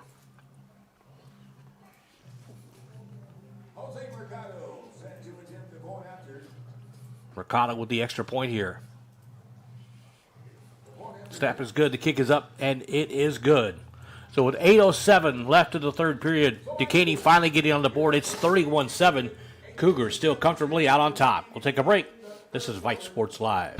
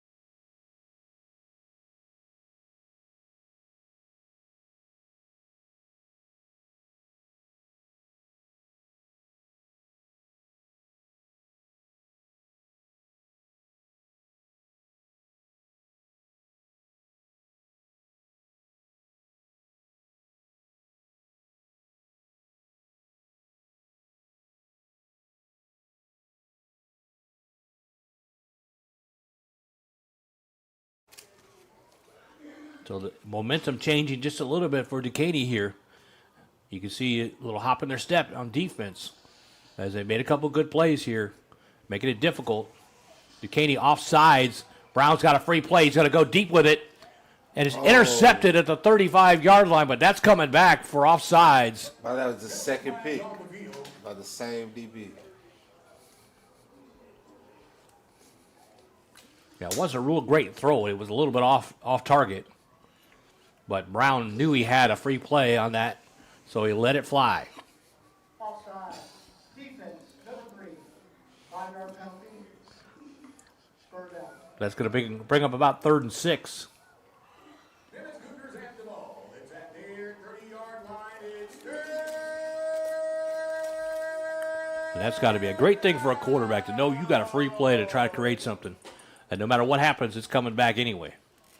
And Brown let it fly. Brown's going to go, looks to go deep again. He's going to throw short inside the 40-yard line, 45-yard line, almost a first down marker. See where they mark it. And it is a first down. They'll move the chains. Brown complete. Making the reception, number 83. 83, Glenn Belfort made the catch. Glenn Belford. On the tackle, number 20. So fresh set of downs for the Cougars as they are sputtering just a little bit on offense here early in the third. Yard line is first down. Brown calls for the snap. He'll take it, hands off to Miles, right side, and he's upended, turned over. That was almost like a wrestling suplex as he goes to the ground. He'll lose yardage on that play. Tylen Chevalier. Miles went into the pile, and all of a sudden you saw his feet straight up in the air. Muhammad. A loss of a yard. It'll be second down. 11 yards to go. Cougar. Augustus will split out wide, near side. He's got one-on-one on that side if he wants it. Brown will look that way. Augustus stops short. He's got him at the 35-yard line, or 45-yard line, and he dropped it. The pass from Albert Brown is incomplete. The intended receiver, number 1. Lucky that wasn't picked off because Brown was looking at him the entire way. The pass broken up by number 20. Eddie Inamudia. Yeah, I was going to try that name, but I'm going to let the PA guy announce that one. Number 20, Eddie Inamudia. That's my best attempt. Augustus goes in motion, far side. Brown looks that way briefly. He's going to throw it near side. He's got Miles in the flat. Watch out. He's got speed. Bounces off one like a pinball. Inside the 40 to about the 38-yard line. It's going to come up short on the first down. It's going to be 4th and about 4. And let's give it up for Mr. Daniel Banda. Literally drove the defensive back 20 yards down the field. Big number 55, the center. Their 43-yard line is See what they want to do here. It's like kind of no man's land. So they want to punt it away. You don't want to give Dekaney any kind of momentum. And they will punt it away. in confirmation, number 86, George Gonzalez. Keep it on again. Tylen Chevalier will go back for Dekaney to return the kick. He'll set up around the 25-yard line. 4th and 4 officially here. The ball nestled just at around the 43-yard line. 5-yard penalty. 4th down. Might have taken that one just on purpose to give him a little more room on the kick here. Now the ball rests at about the 37-yard line. And it's 4th and about 8.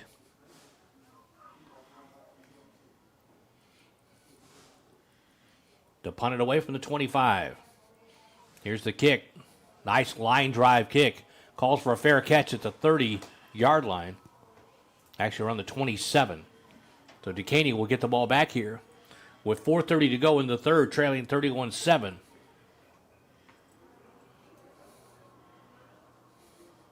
And I don't know if it's Nimitz just being conservative or whether Dekaney's got a little bit of life here in the defense, and it looks a little different here in the second half so far. But one thing Dekaney has to do is get their offense going. And Nimitz defense has shut them down pretty much all night long.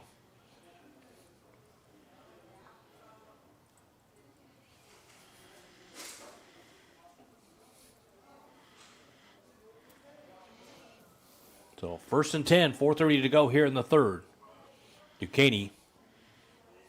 Ball sitting on the 27-yard line as they trail 31-7. 27-yard line, first down and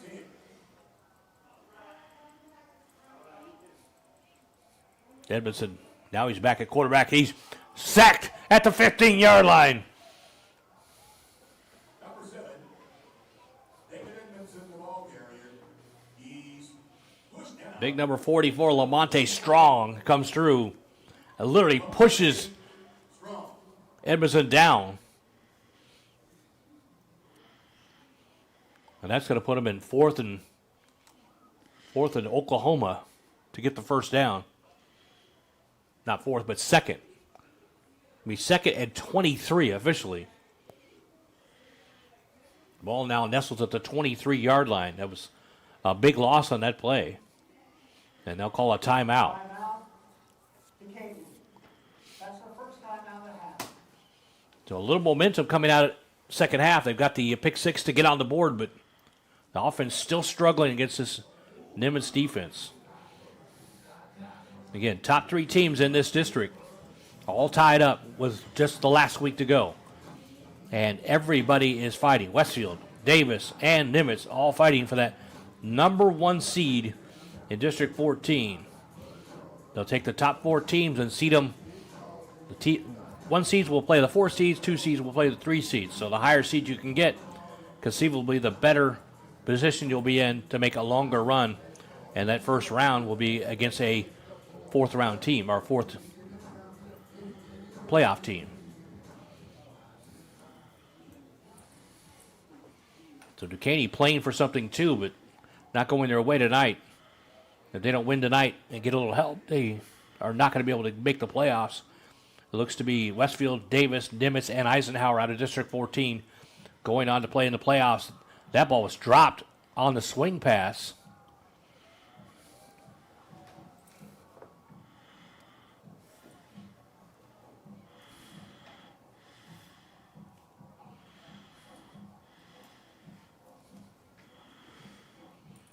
So a reset here's 2nd and 3. Give me 3rd and 23. I can't read. Bright lights, you know. Gets in my eyes.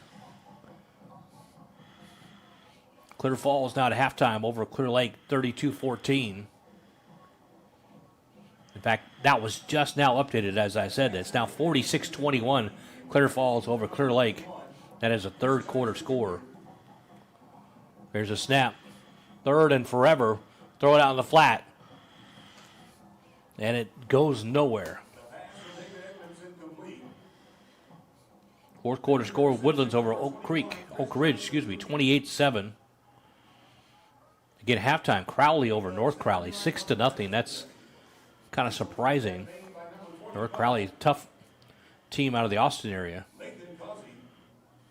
Bridgeland over Cypress Woods, a tough contest there. 4th quarter, 1-point lead for Bridgeland, 29-28.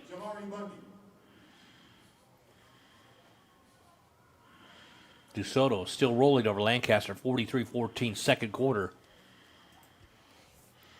High kick. We land at the 45-yard line and down at the 46-yard line. So once again, the Nimitz Cougars will start in Dekaney territory. Lamar over Sam Houston, 69-0 in the 4th quarter. A lot of games on a Thursday night. Klein Kane, the Hurricanes, over Magnolia West, 28-14. College Park out of the Woodlands over New Katy, 29-3. Beaumont United over Baytown Sterling, 17-7. That's at halftime score. Here's the snap. Hands off left side. Miles, watch out. He's got the opening. He may go to the house. To the 5, 10, the 5, touchdown. Miles again. Speed, speed, speed. It's what they say, like in basketball, you can't teach height. Yes. In football, you can't teach speed.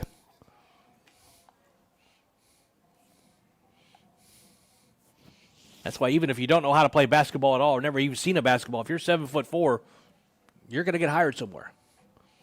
Same with football. If you don't know anything about football, but you can run a 4.2 40, somebody's going to come knocking on your door. So now it's 37-7. Cougars on top. The extra point is up, and it is good. So with 2:42 to go in the third, it is 38-7. Nimitz Cougars out on top comfortably. We'll take a break. This is Vype Sports Live.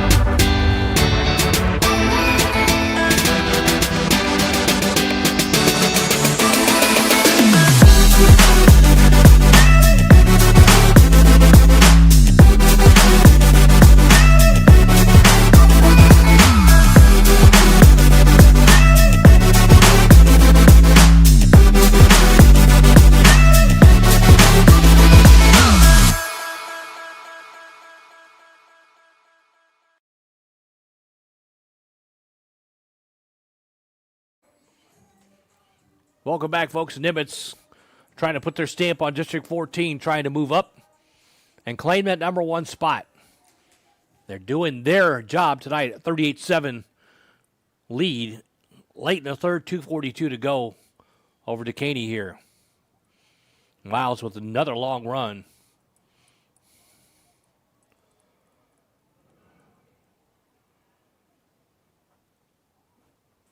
So they'll kick off to Dekaney again here. Dekaney's only points coming on a defensive score, a pick six to open the third quarter, yeah. On an errant pass from Brown. Other than that, they haven't gotten into Nimitz territory on offense at all. Line drive will pick it up at the 5. He'll bring it out up to the 20 and gets right down to the 21. Marquand Green on the return for Dekaney.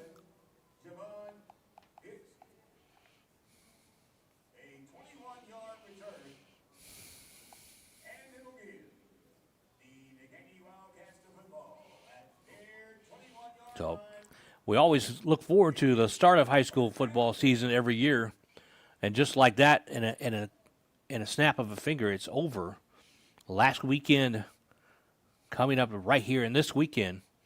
Some teams are looking to next year. Some teams are fighting for their playoff lives on this weekend, trying to win and get in.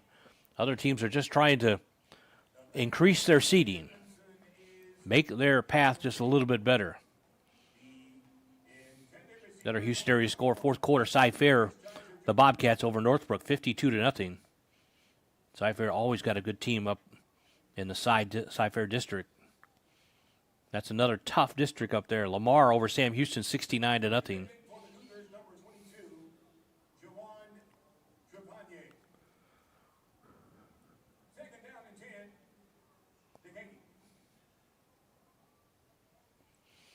Here's a snap, hands off, and immediately dropped behind the line of scrimmage.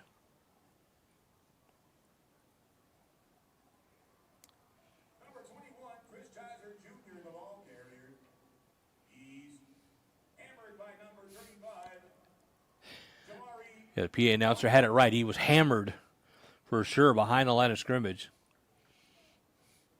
That was one of the quickest plays you could ever think about. As soon as he got the ball, he was on the ground.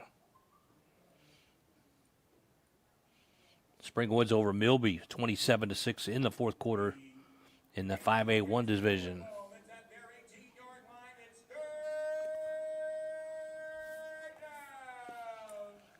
Here's Edmondson trying to, in a pocket. He's got it loose around that left side up to about the 28-yard line. Not enough for a first down.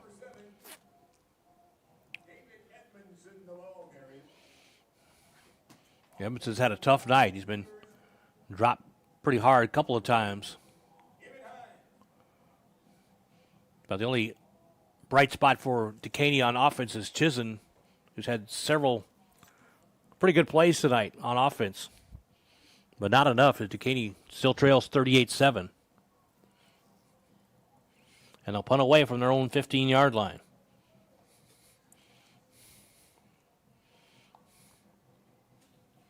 And the guy you don't want to see have the ball, or Dekaney's going to have that ball again. Augustus going to try to return one here. They'll call a timeout.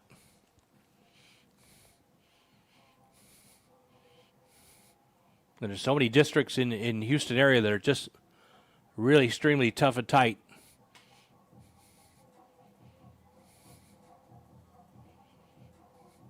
Some of these teams are going to have a winning record and not qualify for the playoffs. All depends on what conference you're in, what district you're in, and how everything sorts out.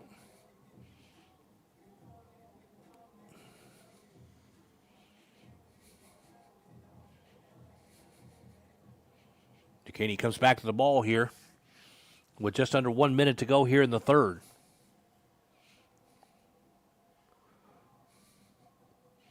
Going to punt it away. Augustus will look to return it. It's going to let it bounce. It's going to go out of bounds around the 47-yard line. So, again, great field position for the Cougars. Around the 47-yard line. They'll call it on the 48 as it went out of bounds.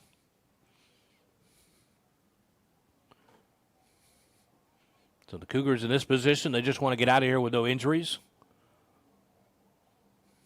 They've done their job. They came in and put a stamp on this one early and lead 38-7. You can put up a couple style points here if it matters.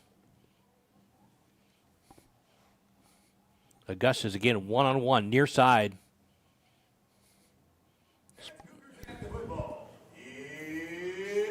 Hands off Miles again. Oh, what a nice little move up the middle.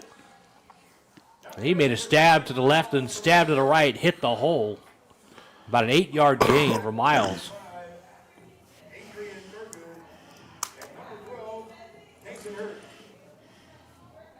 A gain of 7. It'll be second down, 3 yards to go. Cougars. 2nd and 3. Miles 7 yards on that opening run. They'll hand it off to him again. Right behind his blockers. He finds the hole, squirts forward, gets the first down. There's some patience from Miles. Usually you get these guys that, with the burning speed, they don't have a lot of patience in between the tackles. Miles showing a lot of patience, looking for his blocker, following the block, making sure he finds the hole, and then attacks the hole once he finds it. At the Dekaney Wildcat 42-yard line. So we're at the end of the third quarter. We'll flip the field, and we'll start the fourth quarter. 12 more minutes in this regular season for both these teams. Here at WW Thorne, our third. 38-7. We'll flip to the fourth quarter. We'll take a break right here on Vype Sports Live.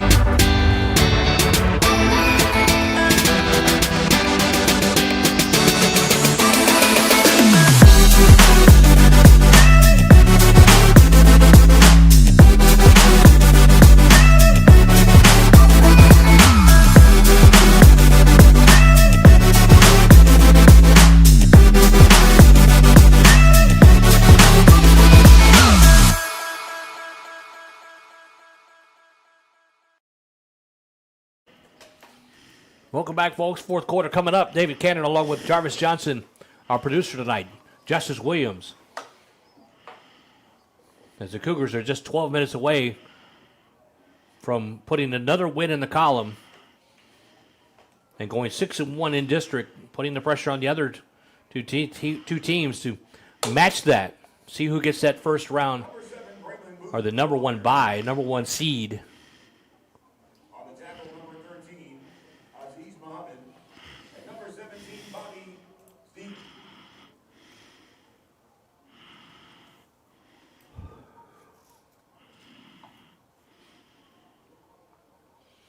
You know, players from Westfield and Davis very keen to watching this game tonight. For a Nimitz win puts them in the pressure or the position of winning to stay put as well. Brown still in. He's going to throw it deep. Right side, he's got Augustus out there. Just right in the belly. Touchdown. Third touchdown tonight for Mr. Augustus. Malachi Augustus. At first, I thought Brown overthrew him, but boy, I tell you, the speed of Augustus made up for it. That was a classic example of a quarterback just putting the air under it and letting the receiver go get it. Now he's dancing the gritty down in the end zone. He's got something certain to celebrate tonight with 3 touchdowns on the evening. He's got 3 and Miles has 2.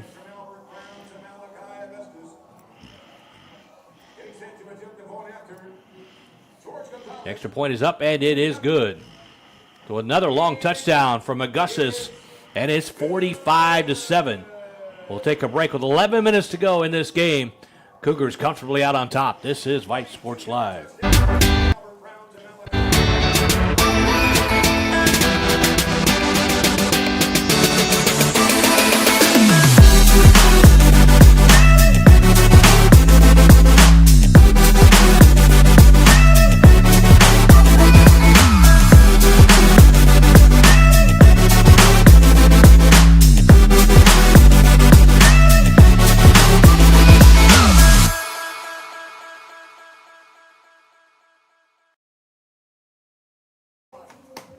Welcome back, folks.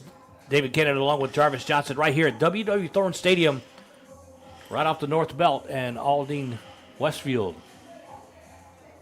It is Cougar country tonight, 45-7. Nimitz Cougars out on top comfortably and easily. The only score coming from Dekaney on a 25-yard pick six to start the third quarter.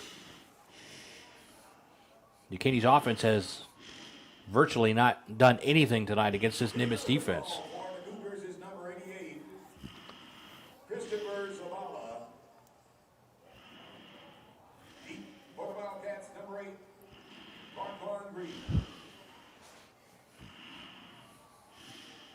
Kickoff will be fielded at the 18-yard line. He'll step out of bounds right there.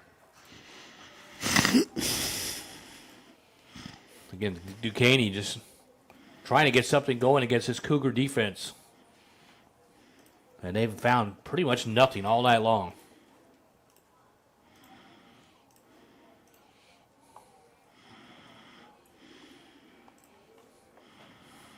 Wouldn't be surprised if we start seeing some of the second, third stringers coming in to run out the end of this game.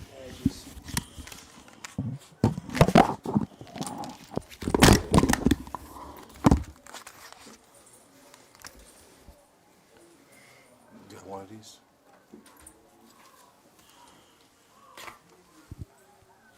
The Katy Wildcats have the football. It's at their 18-yard line.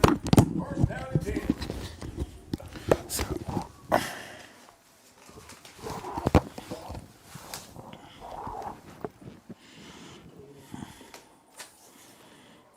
Number 21. Chris Chiser Jr., the ball carrier. A gain of 5.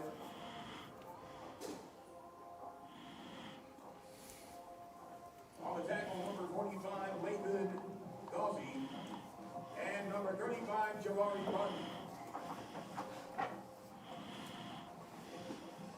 Kenny 3-6 on the year.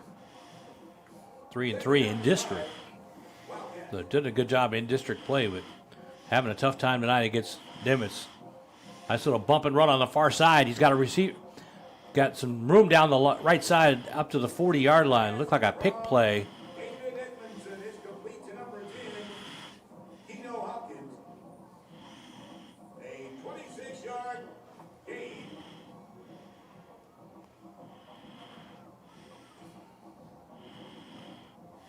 On the tackle, number 3, Taylor Jackson.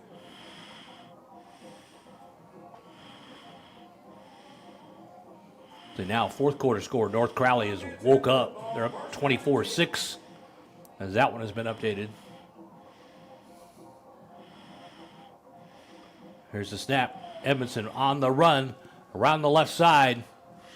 Got inside of Nimitz territory, but not much more than that. A gain of 7. He's pushed out of bounds by number 15, Elijah Taylor. Spring now up to a 42-0 lead over Aldine.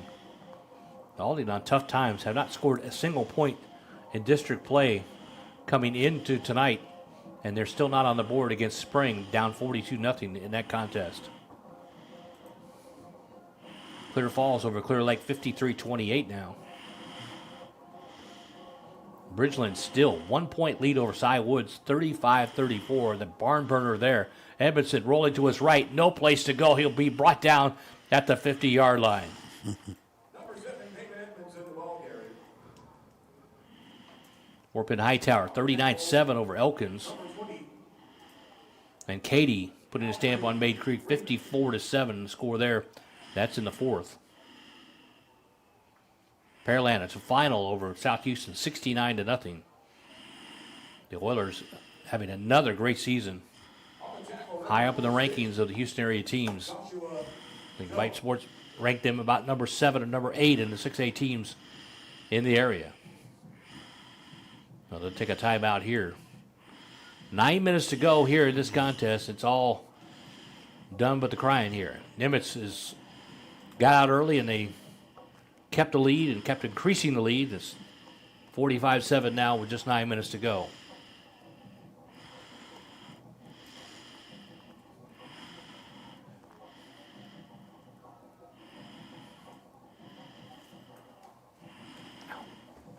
Timeout to Katy. And just after a timeout, they'll call a timeout again.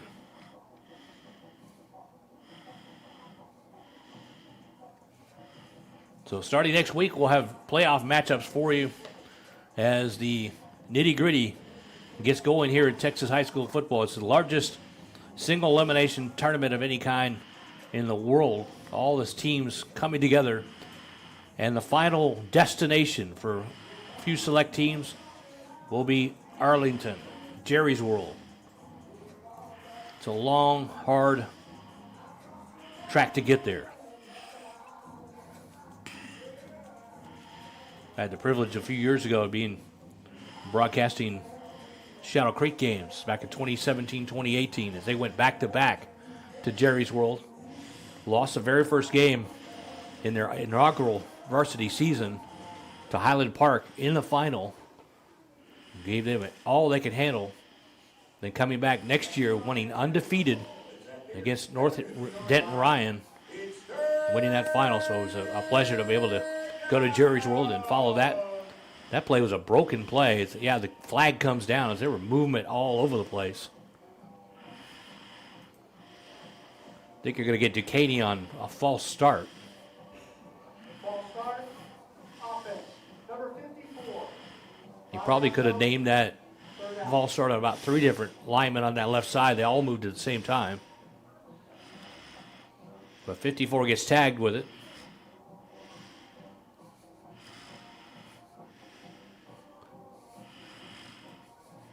Be 3rd and 11.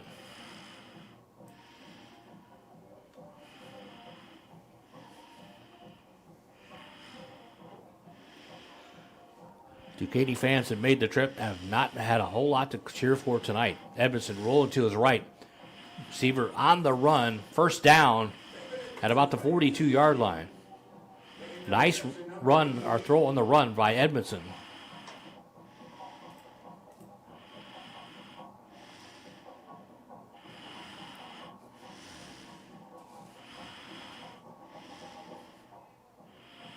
.827 and counting to go here in this contest.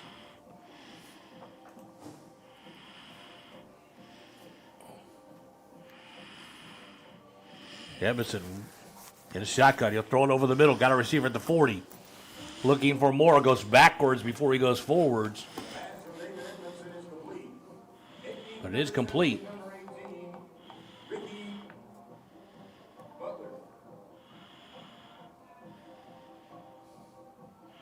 Yeah, you hear the PA announcer kind of pause there. Ricky Butler, his name on the roster is spelled R-I-Q-U-I. So, Riqui, I would say. Riqui Buster.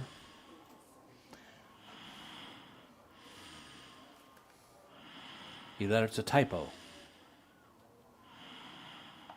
Edmondson will throw on the flat right side. Got a receiver, but nothing much there. The Cougars will bring him down. Varquan Green on the reception for the Wildcats. He lost his helmet. He's going to have to check out for a play here. David Edmondson's pass complete to number 8, Marquand Green. Initial contact made by number 2, Anthony Jordan. You do live score, bro? You do live score? I think live tweet. Second and 8 for Dekaney. Rolls to his left. Edmondson throwing it over the middle. He's got a receiver at the 40-yard line. Out of bounds. Anquan Lucas. Like high school coverage is part of it. Making the catch, number 15, Anquan So that's all over Texas? I do Houston. We have a guy in Dallas, and then we have a guy that does like Central Texas and like College Station. 6:40 to go here. Cougars just trying to run this one out and get out of here unscathed. Try to be out of here healthy. I just can't check him out. 'Cause I haven't seen him yet. Edmondson in the shotgun. He trips to the far side. He'll roll to that side. Got a receiver at the 40-yard line and immediately brought down.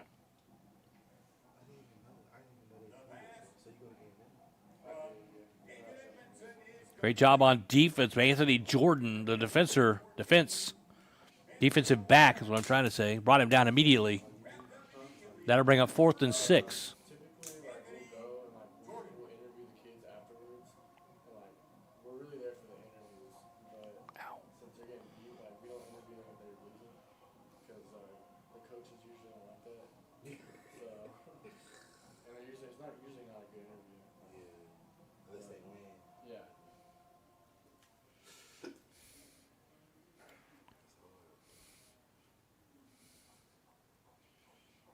The Cougars take it over here. 1st and 10 at the 40-yard line. Hands off. There's Miles again. Nothing much there. Going to lose a yard.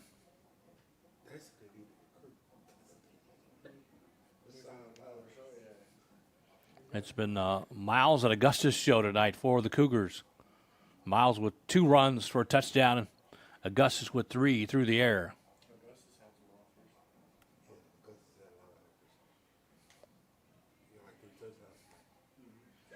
Second and 10 for the Cougars. 5:42 to go here. The freshman quarterback, sophomore quarterback. He started 3 games earlier this year. He was pretty solid. They didn't lose many games with him at the realm.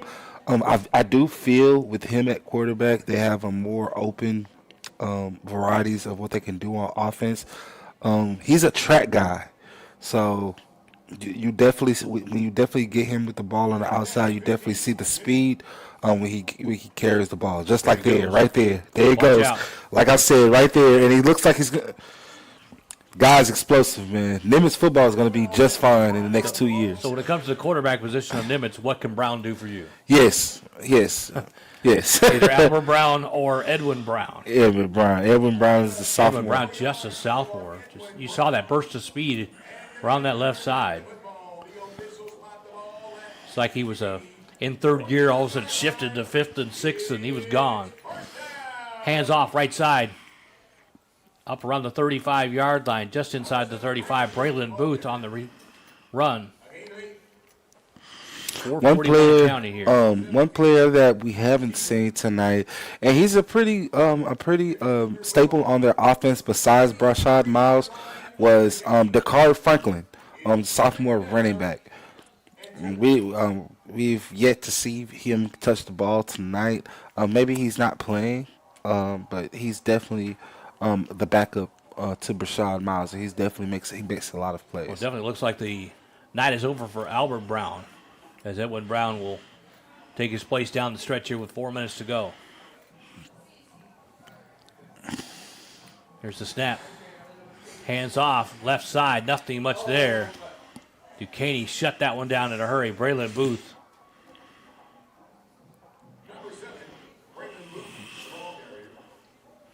That'll bring up 3rd and 7.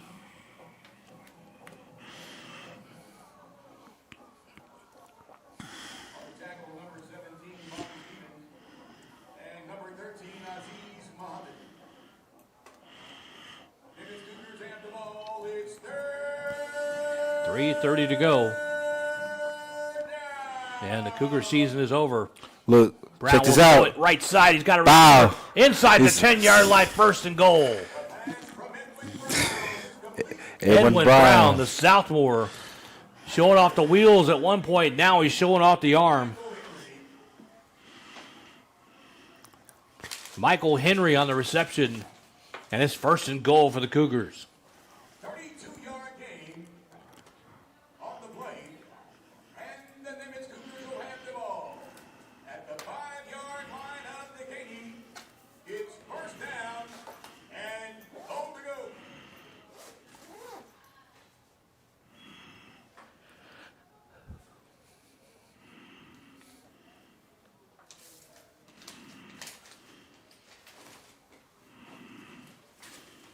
Brown takes a snap. He'll call his own number. Left side. He'll walk in. Number 12, Edwin Brown, 5-yard touchdown run. All right, man. Nice to meet you, bro. 51-7. Cougars on top here. And that put a stamp on it. Edwin Brown is he's just an athlete. He's a very young kid with a very, very much bright future. Albert Brown, he's the senior quarterback, so I can assume that he has the call because he's a senior. But Edwin Brown, Jesus Christ, man, I can't wait to see what he's going to look like in the And next it's year. blocked. The extra point is blocked. Yeah, Edwin Brown just came in and just ran a clinic in that drive with a couple of nice throws and a couple of really nifty, speedy runs. You could see the talent. There's no doubt about that. So with 2 minutes to go in the game, we'll take a break here. It's 51-7 Nimitz out on top. This is Vype Sports Live.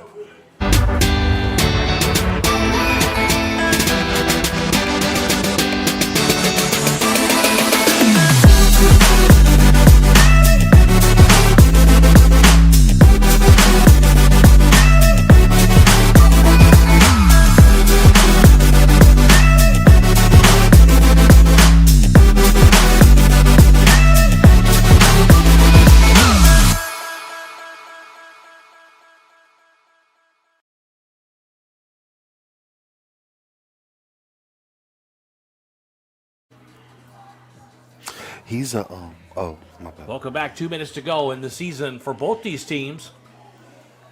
Nimitz definitely marching on to the playoffs. Dekaney most likely won't, but sometimes strange things happen. They need a lot of help. Now, this District 12, top heavy. 3 teams tied at 5-1. Nimitz is one of them. And they have made their stamp tonight. They've made themselves known that they are going to take the bull by the horns and get to that top spot. We'll see if Westfield and Davis can match that with a win this weekend. Fielded at about the 18-yard line.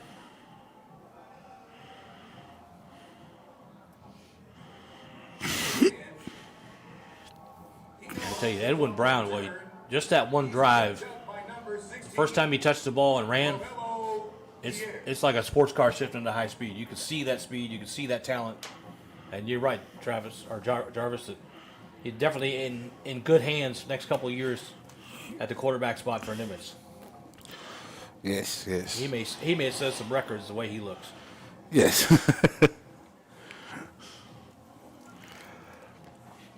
The running back for Dekaney, Mr. Christopher Shizer, for him to be a sophomore running back, he already has an offer from Texas A&M. For sophomore, that's pretty good. Yes, as a sophomore, yes. So that means a lot of more schools is going to kind of get him, especially if he's getting offers that early. So he's really been the only bright spot for Dekaney tonight. Yes. And now they got him playing Wildcat quarterback. So he's pretty much doing it all. Evanson will come back in here. They'll split about 4 wide. And off right side, and the Cougars defense will push them back.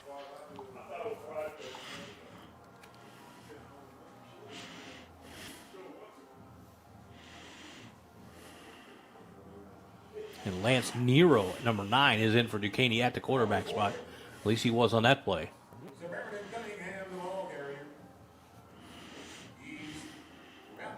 1:05 to go here, and this game is over. Number 53, Mike Cortez. It's third down.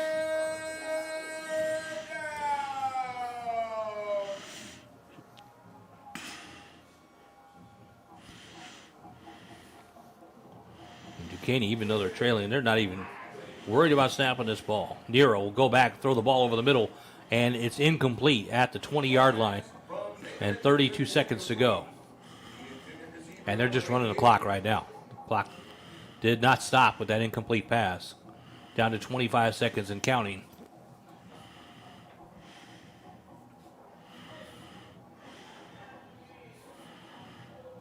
I guess they decided to run a continuous clock at one point. Otherwise, the clock would have stopped with the incomplete pass, and it has not. Down inside 10 seconds now. They're not even going to snap the ball, and this game is over. Final tonight, 51-7. Nimitz comes in knowing they need a win to put the pressure on Westfield and on Benjamin Davis High School to try to get that top spot. They now 6-1 in division. Now sit back and scoreboard watch tomorrow night, see how Westfield and Benjamin Davis go, and they may have to go to double and triple tiebreakers to figure out who's going to be the number 1 seed and who's going to be the number 2 and number 3 seed beyond or between those 3 teams. Eisenhower looks to be in a good spot too as well to make the playoffs as the number 4 seed here in District 14. Well, Jarvis, has been a great game tonight. Nimitz came in and did what they're supposed to do tonight. Yes, they played a great game tonight. Great game by Mr. Albert Brown, our MVP, Mr. Brashard Miles, as well as our other co-MVP, Malachi Augustus. They played flawless games tonight. This game should go towards like the playoffs. See, whatever teams they play in the playoffs in the first round, I do expect Nimitz to get past them in the first round, just simply off of the talent they actually have on their offensive side of the ball. But they're going to have to shore up. I'm good. They're going to have to shore up the defense, especially the defensive line. But whenever they shore that up, buddy, look out. Yeah, so Nimitz takes a step to try to get that number 1 seed. We'll see how everything shakes out. But they do win tonight 51-7 going away. And it's been a great night for Nimitz Cougar football. And we'll see how District 14 shakes up. We've got the playoffs coming up, and who knows where everybody's going to go. And we'll see how everything shakes out in the next week or so. So tonight is our final score 51-7. For our color commentator, Jarvis Johnson, our producer, Justice Williams. I had a senior moment there. Good night, folks. I remember my name, David Canada. Say good night, everybody. Good night, folks.